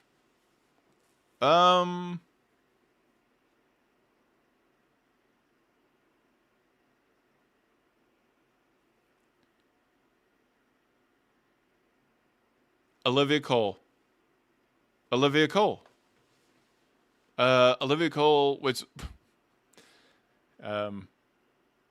Secret War is terrible. But Olivia Cole is in The Night Manager, fantastic British act. Oh, is it Angela Cole? No, well, Olivia Cole is amazing and is great at spy shit and giving creepy monologues. So I think that would be a pretty awesome grandma to have in Olivia Cole. Yeah, look up Olivia Cole.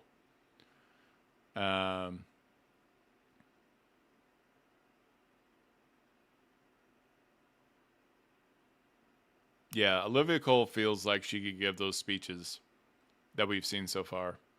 So that's my call. Olivia Colman. Thank you. I knew I was getting something wrong there. I appreciate you. Hey, we're 7 out of 10 of our streaming goal. That's not bad. We'll get there. Anjali would make another really great addition as a surprise character, for sure. She can nail that voice in a heartbeat. We got 228 people. I think we're going to get 300 today.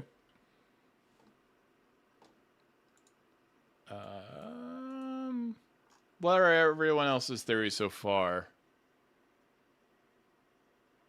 Todd Kenrick should play Tyranny's father. Jesus.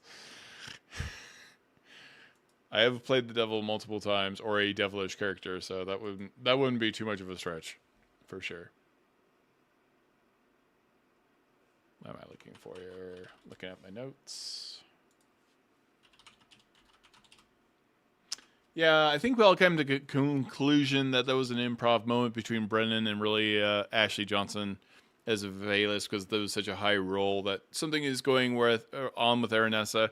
Though Aranessa taking off right before they go into the area of Forever Night could also be a setup. I'm not saying it is, but it could be sus. We don't know for sure. So, yep, it's definitely something that can be a concern. So, yeah. What else are we thinking today?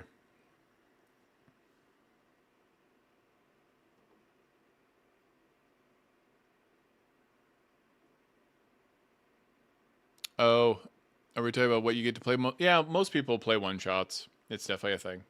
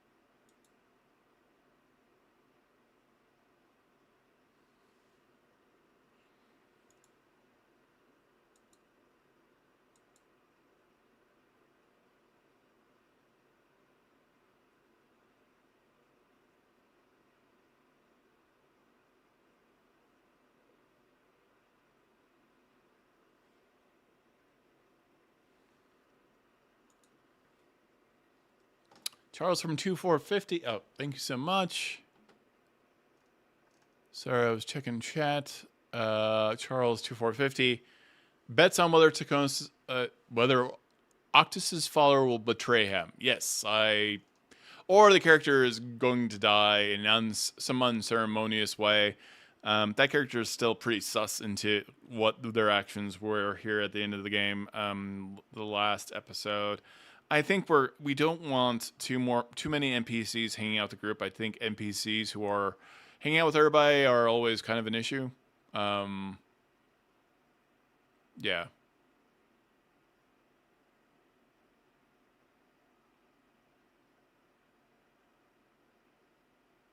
Yeah, I'm not thinking Octus's follower is leaving the land of eternal night. No. I am concerned about what happens when they run into more family. Todd Kenrick cold open. Luis was so good. Yeah, it freaking broke my heart. If you interview him, I hope you talk about Tales Unrolled. I will do so. Alma, where he DM'd. It was amazing. I will do so. I will bring that up. I got to work with Luis Carazo on the Lego D&D game. It did quite well. So Luis is a joy and a wonderful human being. Had a great time with him.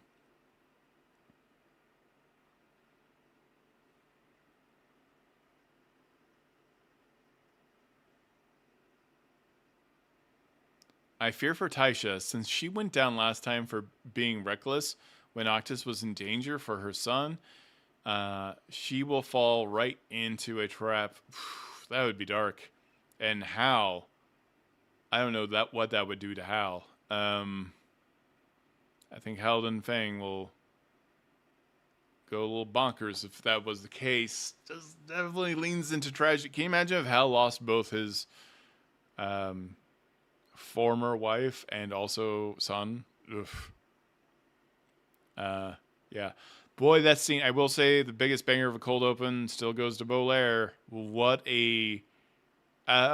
does anyone know how long that was? That was insane. Oh, thank you for sending the Talk Henry gift memberships. I appreciate you. Thank you, generally just Jupiter. I appreciate that. That's always a huge help to people in chat. That was a pretty banger of an episode, and such a short amount of time to convey so much. Was fascinating, and I've loved all the cold opens actually. Bolaire's was just absolutely wild. High fantasy, loved it. So I thought it was a banger. Yeah, Thaisha could be in a lot of trouble. I agree.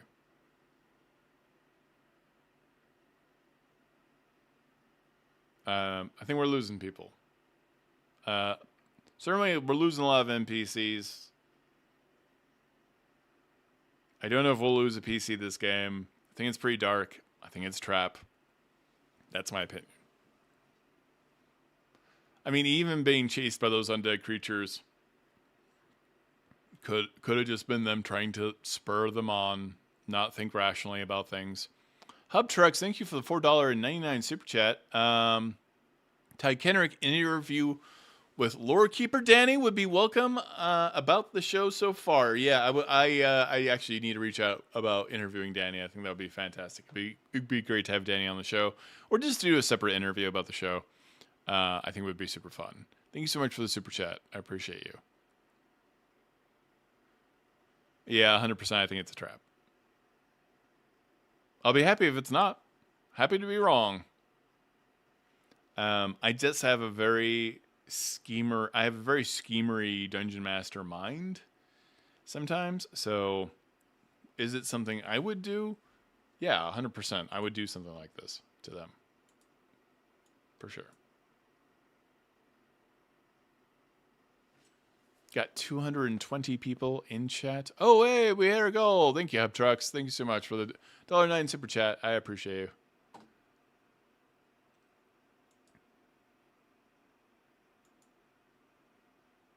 Yeah, I think the show does need a theory tracker for sure, so it can be accountable of all the weird, all my weird plot lines, all our weird theories from the very first episode up till now. There's plenty on the bingo card of like we think this thing might be happening, and we don't necessarily know that to be true, but it could be true. So, I think a theory tracker would be pretty cool. Yeah, it's not just a trap. It's a biblical moment of undead. Cassie's 335. It's gonna be a thing. I am deeply concerned and worried. All right, this is our last goal that we're doing today, I think. Thank you everyone for being in chat and being so supportive of the stream every single week. I am humbled by all of you.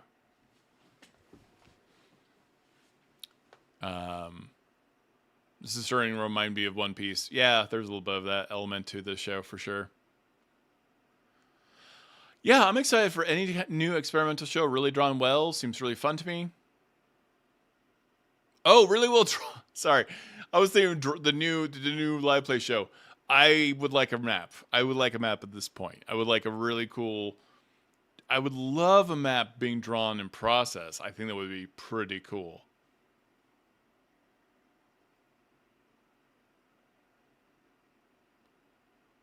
Yeah, Octus could be a Trojan horse this entire time. Yeah, I think an ever-evolving map would be really cool. If I was to actually do a live play show, that's absolutely what I would do. Thank you so much, Zibidi Selmel, $5 super chat. Was Mara the Wing? Yeah, Mara the Wing, the bird that flew over Thiazi's hanging? We don't know.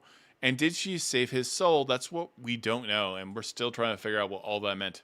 We have so much lore in this show that has not completely connected yet.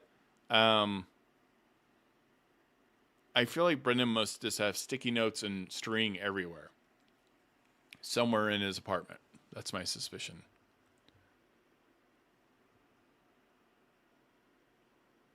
Oh yeah, this campaign will be over before One Piece is.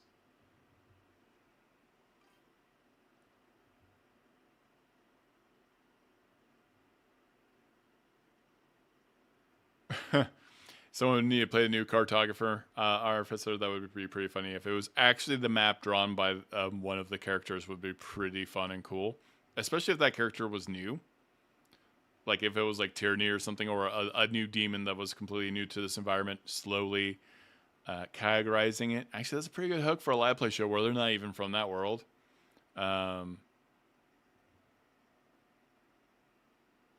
Did I hear about the Game of Thrones Robert's Rebellion prequel play? No, I didn't know anything about this. I will have to... Oof, that's cool. Oh, I think I did hear... I did hear something about this leading up to the Mad King. Yeah, that might be interesting. Though, are we de-aging some of the cast? I don't know.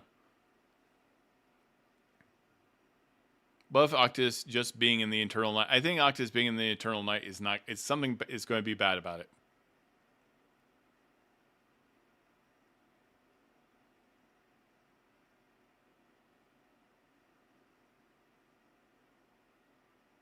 Yeah, I agree. The bird stuff is a little weird, and that could be a connection to the dogs. That the birds themselves are actually reincarnated on top of that, or maybe that falcon in particular was recognized. Or reincarnation happens instantly, or somehow it was a sign of death that being part of the Falconer's Rebellion, his soul would be popping into the Falcon? I'm not quite sure. Yeah, birds are Brennan's meme. Crows are mine. Crows and ravens and corvids are like my specialty. So in that regard, Brennan and I have a lot in common when it comes to weird bird facts. So...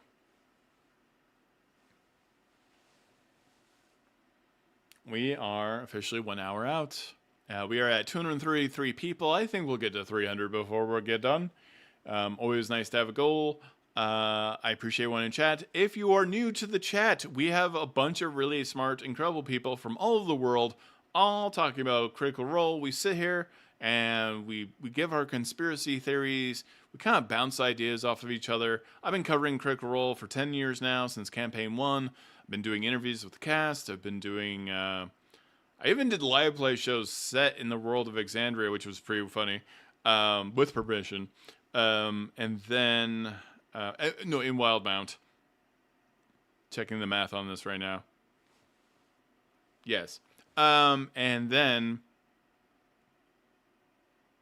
I've interviewed people about the anime and everything else. So yeah, I've been covering Critical Role for 10 years, and now we got this little show where we get to do a little bit of pre-show and kind of get jazzed about the upcoming episode that we got going on right now. So we've been discussing a lot of things. I did a recap previously. Certainly a more role-playing heavy episode that we didn't need to recap too much on. But still, our going theory in chat right now is that this is going to be some kind of undead apocalyptic event that Octus somehow is going to trigger once he goes into this area. We think, some of us think that the Tachonis sisters have been engineering the situation in this entire time. So there's a lot of, and could this be true? Yeah, it could be true, or it could be wildly untrue.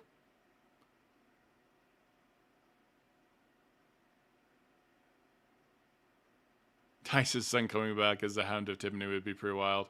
Yeah. Yeah, so we were in Wild Mountain. I even had like a little crossover moments and stuff like that. So that was a lot of fun.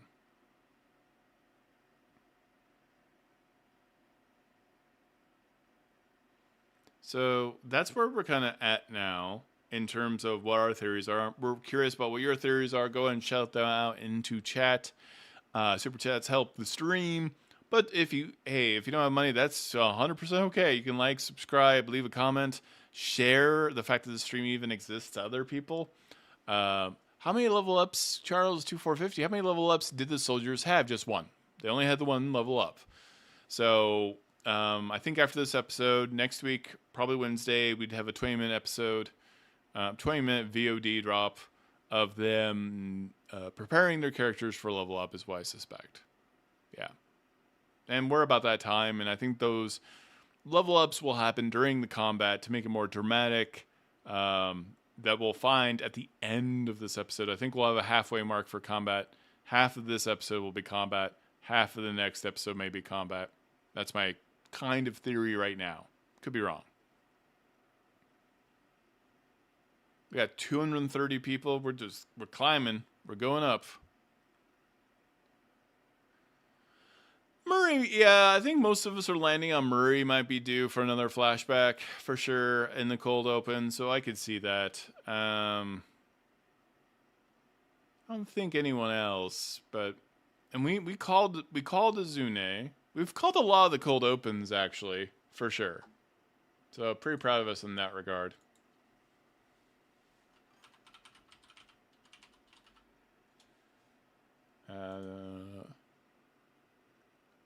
Oh man, but yeah, we got people in Australia, we got people in South Africa, we got people from all over the world, we got people in Japan who are in the future. Lots going on today in the world. We got people all over the place. You'd love to see it.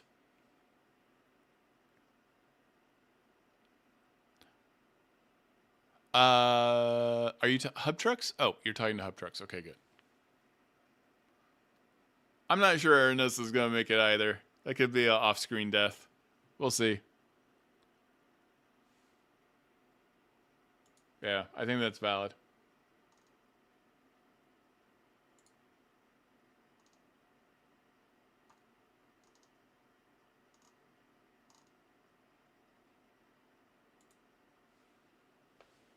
Do we think Julian's shade haunting him gets revealed in the underworld? That would be pretty cool.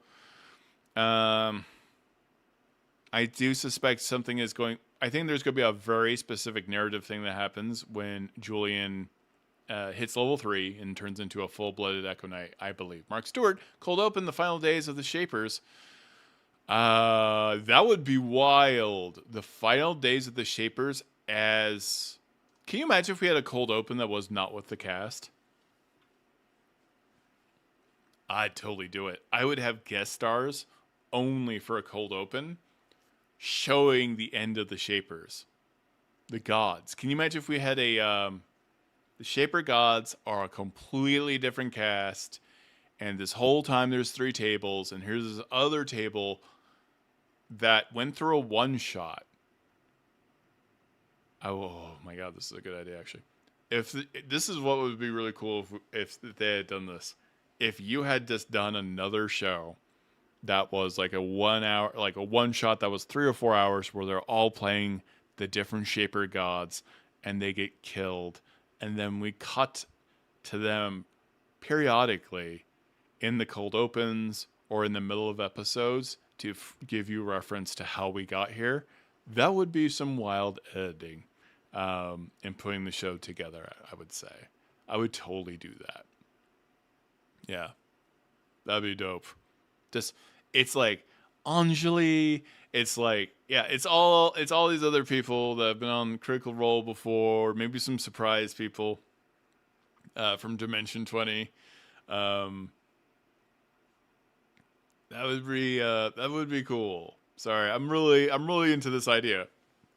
Maybe some celebrity guests really throw us off our game, and always be suspicious. Charles2450, thank you so much for the $20 super chat. That's huge. Rather stormy night here tonight, and my connection's starting to fail. Oh, I lost my internet today, but that was because Comcast was updating my connection. So I will have to take off a bit early. As usual, have a fun show and enjoy everyone. Thank you so much, Charles2450. We appreciate you. Thank you so much. That's very, very kind. I think Secret Fourth Table would be the coolest. That's one of my favorite ideas I've come up with. Yeah, have Deborah and Wall in there. Man, Secret God Table. Secret God Table would be cool. Yeah. Man, I don't think it's going to be true, but man, you start off in the cold open with a whole different table. Everyone's going to just crap themselves. Yeah, I think I'd want to produce it myself right now.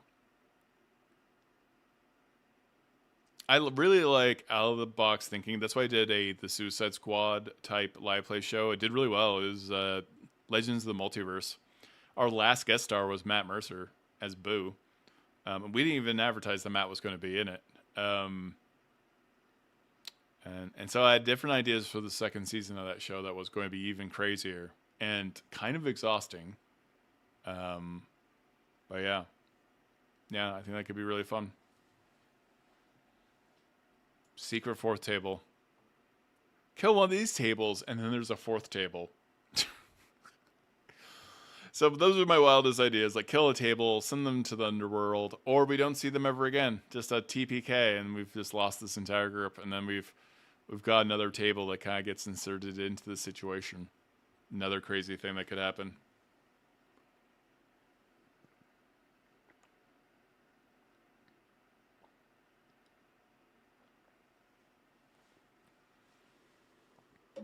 I really like Secret Fourth Table. I think I may have to text someone that.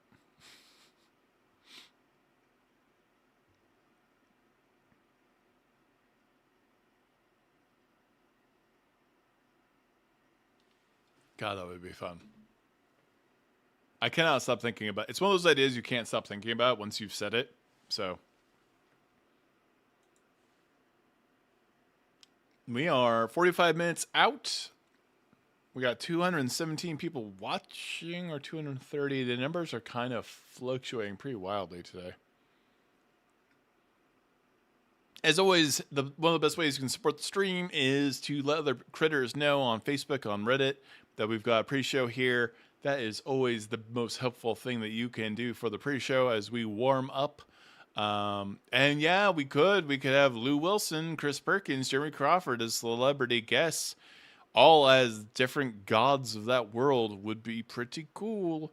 And other Critical Role alums, Dimension 20 alums could fit into there pretty nicely. Yeah, other voice actors, pretty cool. Can you imagine if the cast of Baldur's Gate was one of the different tables playing gods? Also could be really wild.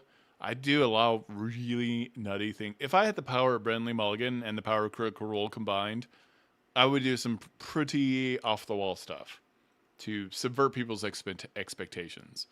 So you get Neil Newbon as a guest appearance, things like that. I think could be insanely fun.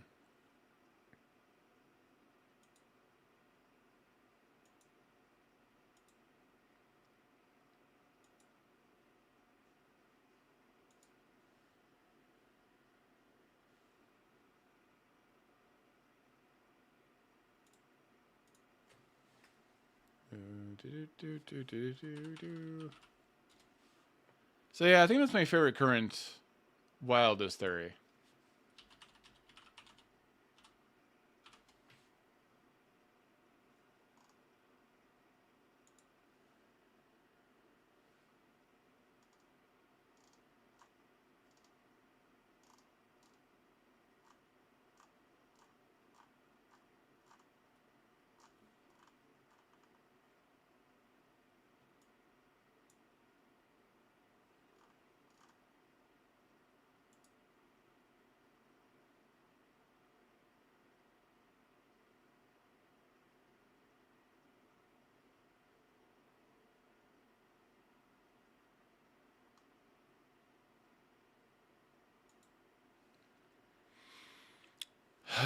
So I can't think of anything that is as banger of a theory like that, but like, so Secret Fourth Table would be fun. Undead nuclear bomb, also fun. Yeah, yes, I'll 100% pitch it. Yeah, so many ideas, still a little time and money. Yeah, it's a lot of time too, but how fun to check in with a fourth table every once in a while with the gods and how they died and the events leading up to those moments. Pretty interesting. Yeah.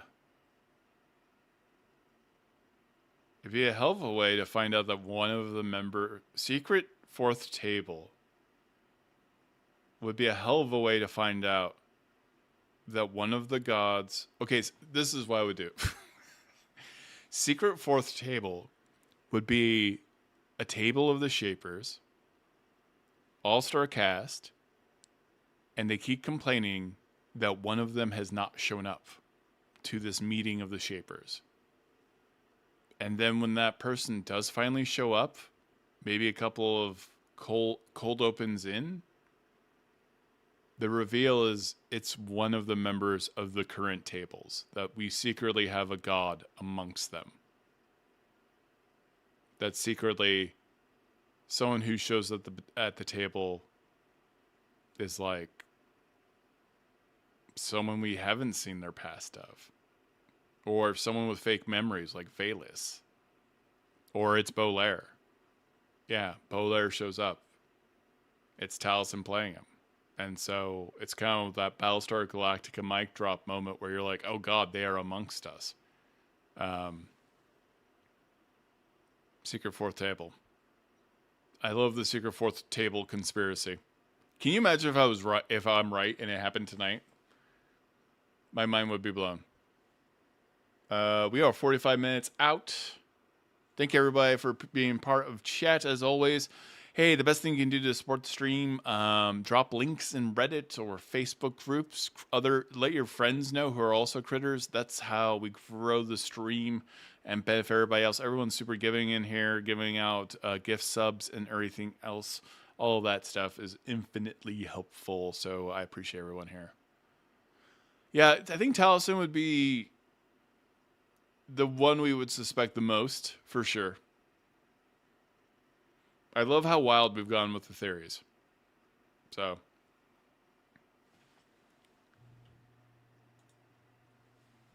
A wild Megan has arrived.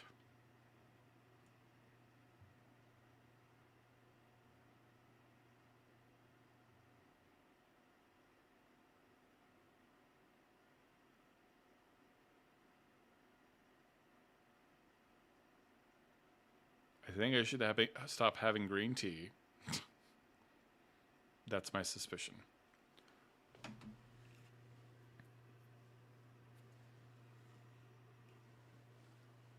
Goddess Murray, that'd be pretty wild. Well, it's Wolfric. Wolfric is the secret god. That would be pretty funny as well. Thank you always, as everyone.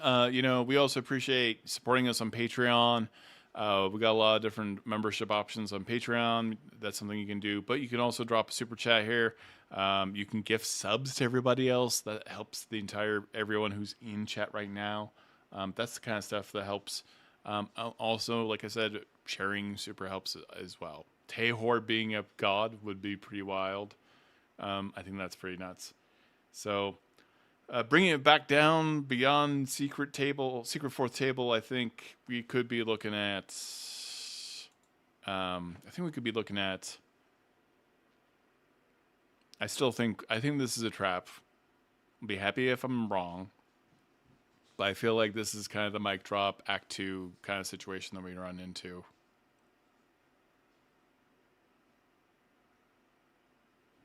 Yeah, I still don't know what's going on with Tehor and that fairy magic.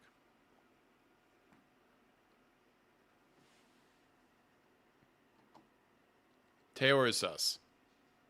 Vaelus could be sus. Imagine if Vaelus's memories were all false.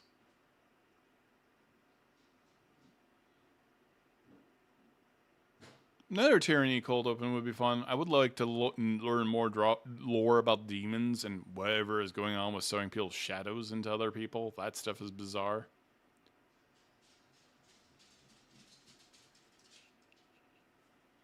One second.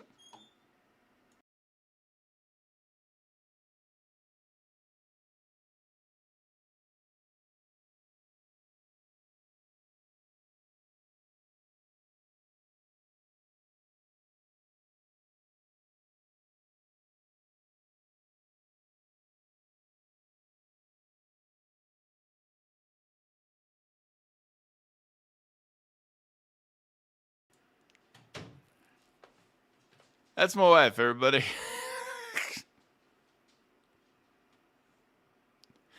I'm watching the feedback loop that is the live stream.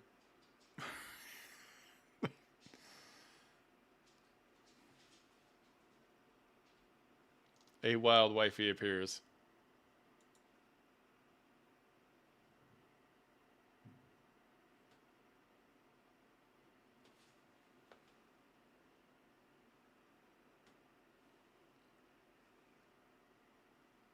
I don't know why my monitor is locked at 230. Streamlabs must be having trouble right now. What are the other theories? Everyone, yeah, thank you for the hearts. Yeah, my wife is pretty freaking amazing. So,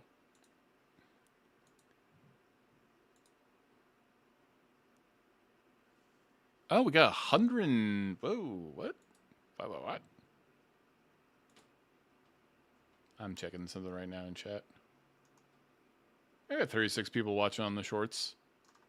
We appreciate all of you there as well.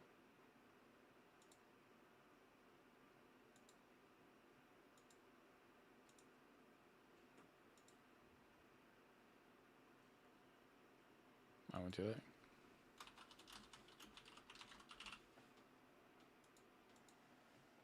Do I have to do this in both chats? That's interesting.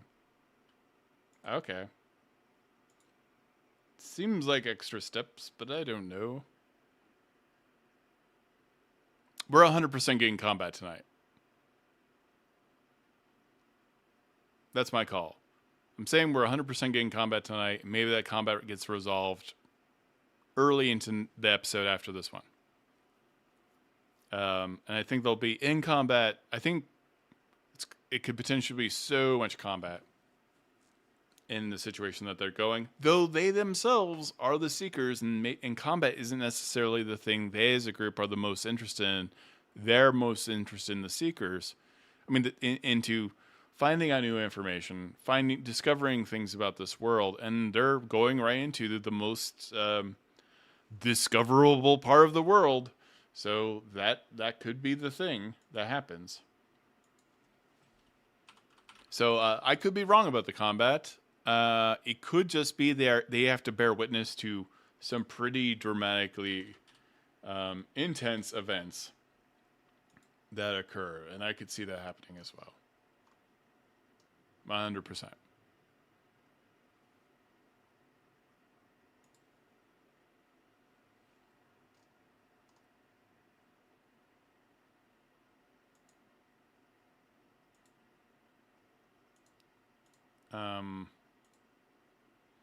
Yeah, now I'm thinking about more. I mean, if because they talked about what people were most interested in. We have the soldiers table. They saw plenty of combat. The schemers, they like the scheming of things. They don't necessarily want to be in overt combat. So the Seekers themselves haven't been. They may have already hit their combat fill. Potentially. I feel like it's combat, though. I feel like they're still getting into combat. I think there's going to be big lore drops. They got to fight their way out. But the whole point isn't to overcome. The point may be to survive. I think that might be something that we're going to see in this next episode. It's just really the survival of the fittest kind of situation when in regards to everybody. So that could be how this goes down. Yeah, I am curious.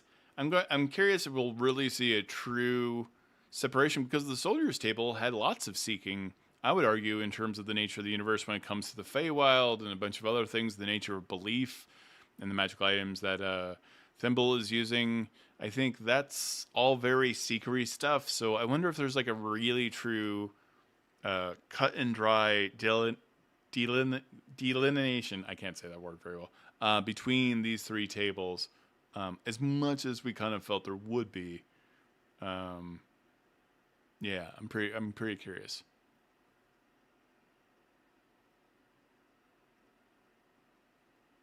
Yeah, and they've only had one real fight. But if you're going into a place filled with undead, I want Skinner's revenge. I believe in Skinner. I believe in Skinner too. I think Skinner's been following them this whole time. Can you imagine if Skinner had been following them this whole time, like it follows, and then like just yanks one of them? Yeah, I think we're going to see people moving from table to table pretty soon, especially with the soldiers table coming back to Del Markyar.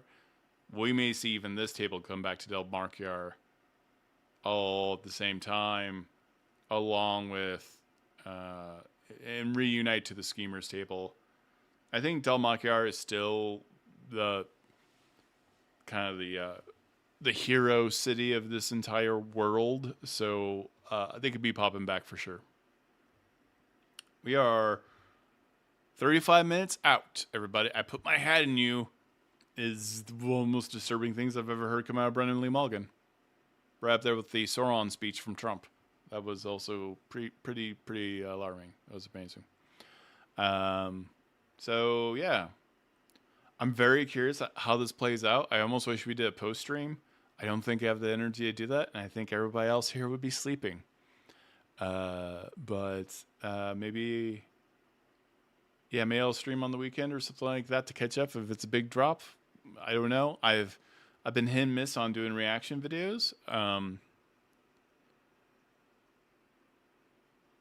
You gotta watch out for Skinner. I'm telling you, I think Skinner is the big bad of the show. I once created one of the characters killed a god, and I kind of adjudicated that was technically a murder, and that god had a red cap come out of them, and so this was a red cap with godlike powers. Which is pretty disturbing.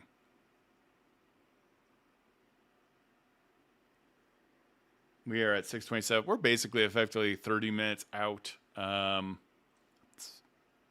I'm really excited. I think we've had some wild theories in chat.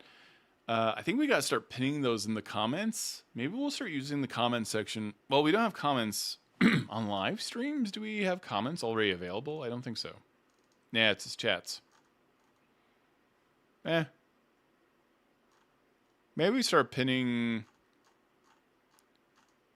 those. I don't think we're going to meet our goal for the stream, but that's totally fine. It's totally okay. But I think pinning comments in the future will do well. Yeah. I think conspiracies like that will be fun.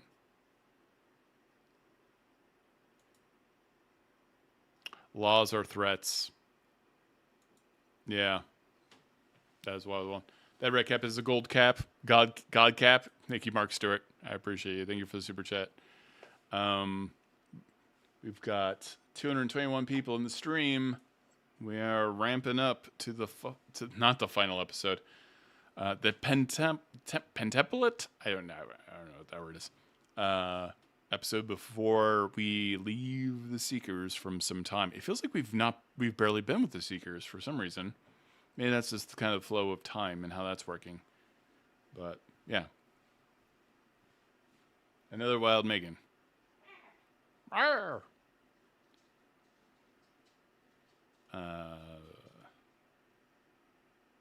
Oh man, you're right. I need to get on that Discord. That's all on me. I'm gonna get that done. Isn't it shutting down? I'm on chat. No, it's not.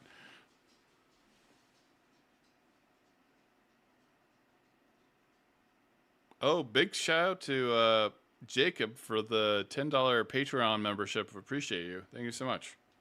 I know that's not in the chat, but that just happened. That's huge.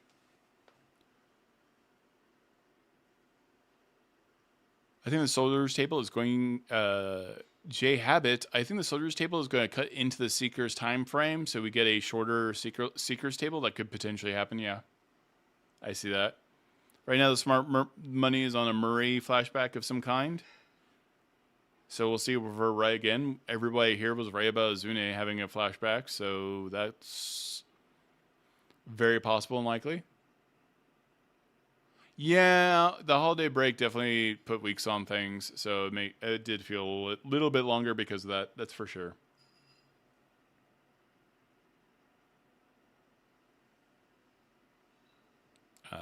Yeah, it just feels like... And the thing is, the Soldiers Table had wildly long episodes. Right? Like, those were long episodes.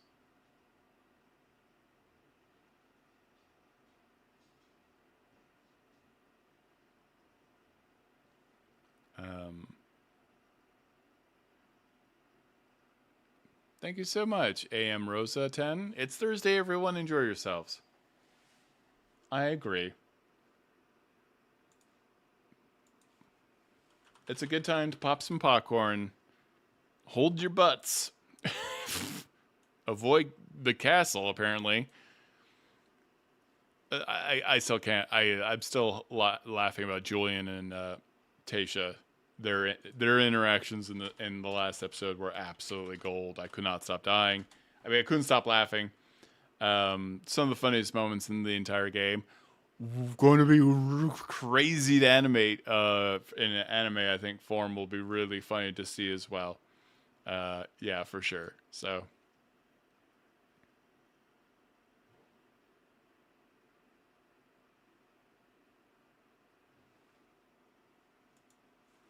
What else am I thinking? So, I think Undead Apocalypse still, for sure.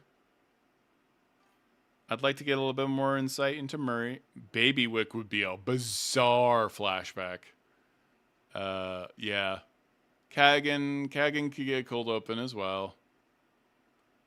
We've gotten a couple of flashbacks from Ashley Johnson already, so I think they're gonna hold off on a Ashley cold open again, and she already had another flashback previously, so last episode.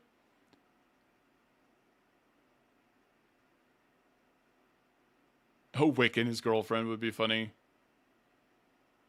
Again, Secret Fourth Table would be a banger. Do a cold open with a whole different group. Absolutely wild. I think that would be a wild thing to do.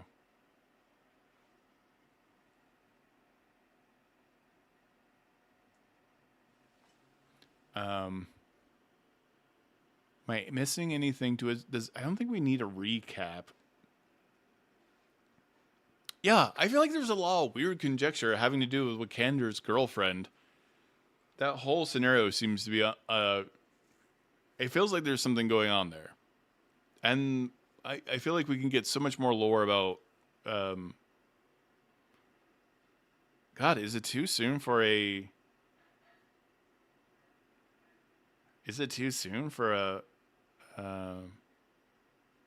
Tyranny cold open again? I don't know.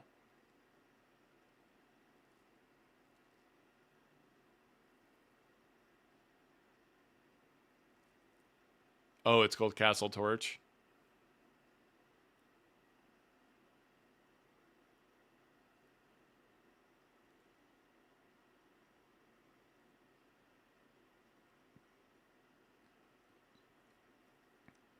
Yeah, they're not going to do a cold open for the Seekers. And while they're at the Seekers table, that would be a little bit weird. And they've already been doing flashbacks mid-episode while they're at the table for their respective groups. So, yeah, I think that's unlikely. And a little bit at cross purposes because the cold opens are really kind of meant to remind you that the other tables exist and refresh your memory about the other characters. Keep them alive in your minds. Have a sense of presence during these episodes in a different way. So yeah, Tyranny and her father would be a wild cold open for sure. Yeah, I agree. Wolfric cold open would be hilarious. I think we could see a character die. I always think we could see a character die. I think this is a potentially very lethal encounter. Or, and again, I'm a little suspicious as to how this party has gone to this Forever Night location. If this is all a plot of the Tachonis family in the end is something I'm a bit worried about, that they've been manipulated into this particular situation. I mean, what if even the vision was handed to them through manipulation of some kind to Octus? What if that was a false vision that led them to this very precarious situation? I think all bets are really off on this episode. Might be lighter in combat than I suspected. Yeah.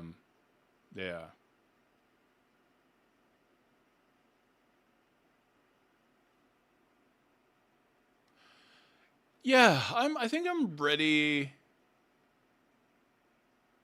Oh yeah, Julien Castle Torch cold open would be pretty cool. I think I'm ready. Yeah, I like the pacing of these tables, and I think I am ready to see how the schemers are doing in earnest and what they get up to and how they're progressing on subverting the other houses and stuff like that.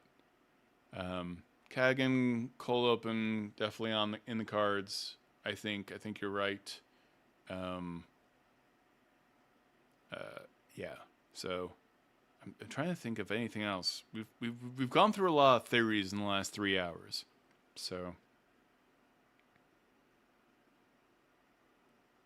I don't think Aranessa is up to no good. I think that was largely kind of improv between Ashley Johnson and Brandley Mulligan.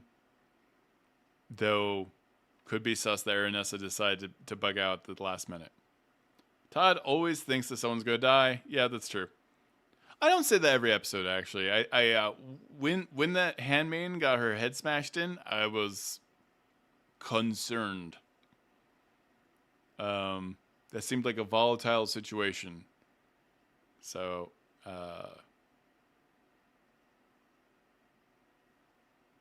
Hub Trucks, $1.99, Tyranny cold open with the sisters, played by guests. That would be nuts. That'd be really fun. I could potentially see that, but yeah, I think that's on the far outside, but that could be pretty fun. Getting more insights into, I think like I said, the getting more insights into the demons, I think would be deeply exciting. Dispel logic, do you think that for Bolaire, it's like a person immersing themselves in a video game, like a survival game where the body tells him feelings, but he never fully does? Yeah, I think it's a little bit like that for Bolaire. Bolaire has clearly a very moralistic disconnect also with what morality actually truly is. AKA Flop A5, time-wise, it is possible for the Demon Sisters and the soldiers could arrive back in time to meet each other. Yep, that's true. That is also true. I think we're going to see, like I said, more dramatic irony coming up very soon. Hopefully we'll see cross-pollination between the tables or villains bouncing between the tables and how they're interacting. We still don't know where the invisible Tachonis is. So from the soldiers table, remember that woman with the skull tattooed on her face. What if she's already there? What if they run into her in this episode? What if the invisible Tachonis meets up with the twins in this area of Forever Night? And that's when we get into the real rough stuff in terms of combat. Do you think we'll ever get an updated Octus undead portrait? I mean, if he gets more sickly looking, yeah, we might. Todd Kenrick need more how demons are existing but without the Shapers. I'm very curious about that stuff as well. Demons seem to be completely independent from the Shapers, whereas the Celestials went completely rapid, which is strange and inconsistent. I'm still very suspicious about the very nature of what the Celestials are. Brennan doing a scene with himself? Do you mean like in a kind of Gollum-esque kind of moment? That would be pretty fine. Mark Stewart with the super chat. Thank you for the $5 super chat. You could have another face-off between Julien and another Tachonis to protect Octus. Could be very well. I do feel like we do have this brilliant MacGuffin in the fact that we have this this one woman Tachonis with the tattooed skull face just wandering around out there. They could run into her in this episode. I think that's entirely a possibility at this point.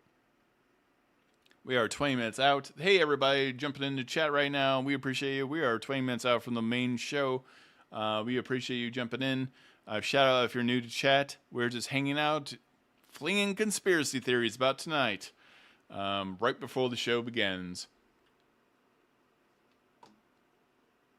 Just checking chat out.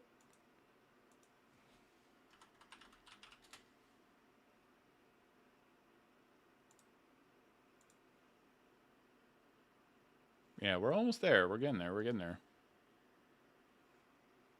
I don't know why my Streamlabs is so fried today. I'm lucky. I almost didn't do the episode. I almost didn't do the pre-show because we didn't have internet. Comcast was updating my internet for the entire neighborhood, so got a little... Skeletor is in the Shadow Zone. Would be surprising. He-Man crossover with the world of Ahriman would be pretty strange.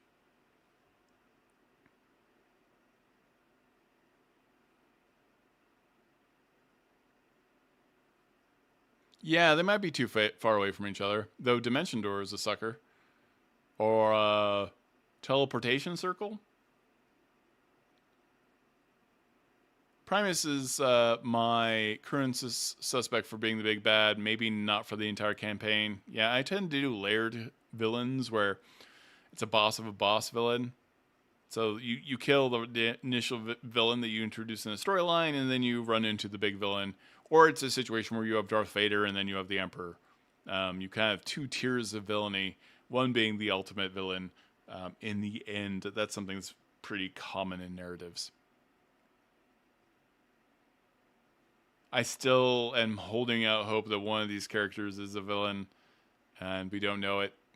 You know, the conspiracy theory in me always loves that stuff. I once played a villain in a cyberpunk game, and I was one of the players, and I was the one funding our illegal missions and sending them on them.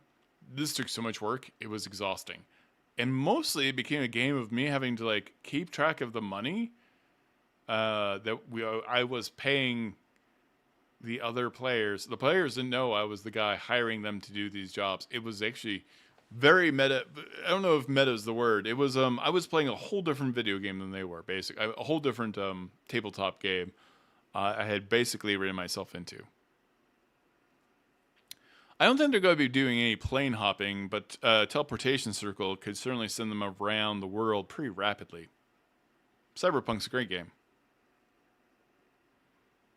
I need to get back into the video game. That's such an immersive experience. I really, especially with all the bugs are now fixed.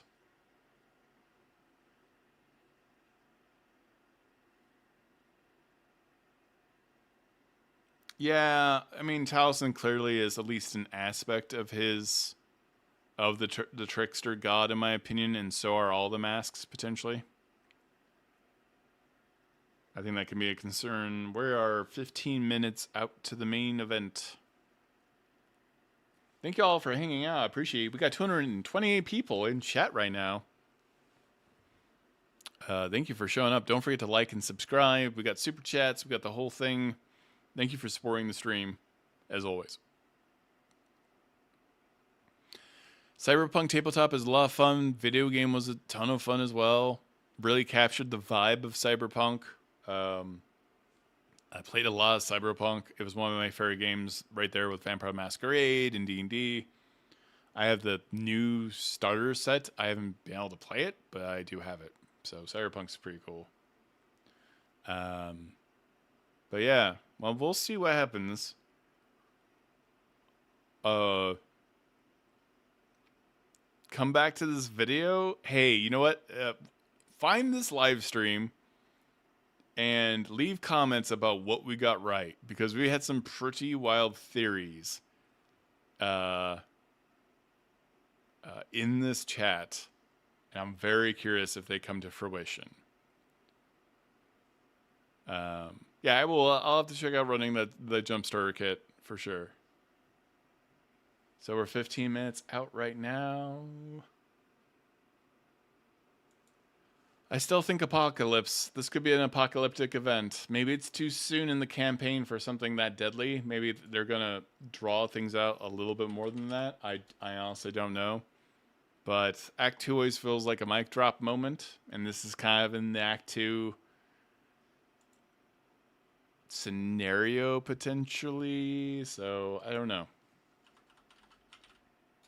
It feels like they're taking a very I think House Tachonis is kind of an undead bomb, and they're taking him into like the most dangerous location to rip a teleport, not a teleport, but a portal to the world of the undead, so they can come pouring out into a forever night type of location.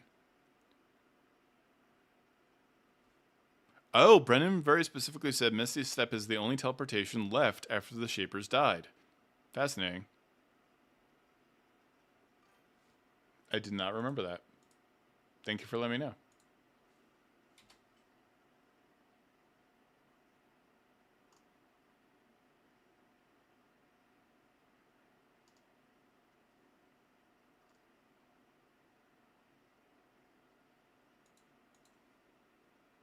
Thank you, everyone, for being in a chat. I appreciate you. We've got 225 people watching. Thank you so much for being here.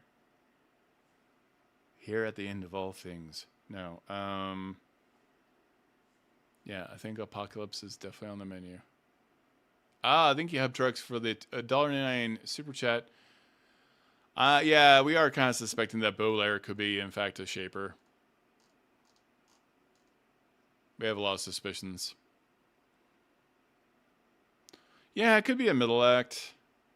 And then we have to look at the larger story that is happening right now. This is probably a 2 to 3 year campaign, so really the true second act is maybe another 3 months from now.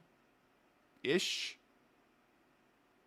Wouldn't say a year, but I feel like around the 6 month mark, something really nasty could go down in terms of the storyline. We got 233 people here. We're like growing numbers. We should be losing numbers. Thank you everyone for popping in. We've got some of the coolest critters here. They're super informative. We're bouncing off conspiracy theories, doing recaps in the stream ahead of time. I am looking to do some character builds, building characters for people who want to live in the world of Ahriman for fun. I think that'd be a fun thing to do on the stream as well. So it is something I'm very well known for. I do a lot of character builds.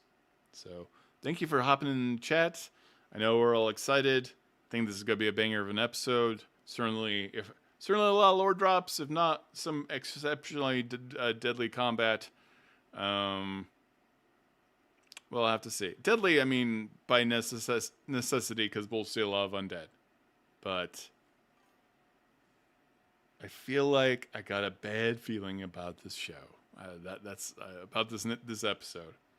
I know that I say that all the time, but this could be the one. This could be the scary one, everybody.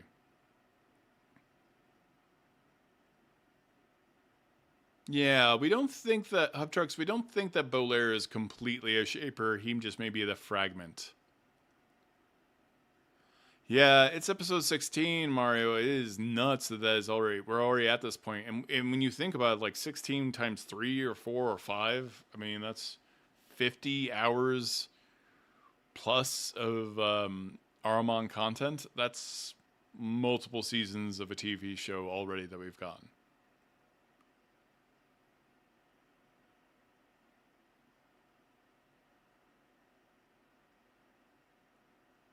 Yeah, I wonder if we're getting more insights into Thaysi's greater plan. We really just don't know enough about what's going on about that. Todd, congrats again on the new job. Thank you so much. I am a little less nervous about life. Can you tell us what you're going to be doing at D&D in the Castle, or is that hush hush? I'm just part of D&D in the Castle in general. I'm really focused on video content right now. Yeah, I think D&D in the Castle is super cool. How can you not? If you, like I said, if you told me when I was 8 years old, I'd be working on D&D and also something related to castles, I would call you a liar. I'd be deeply confused about the nature of the world. All of that stuff. Well, I apologize. I have to skedaddle. Actually, I'm going to call from a family member. So I appreciate all of you. I hope you have a great day. I will talk to you soon. Thank you so much for watching. Thank you for all the super chats. Have a great day.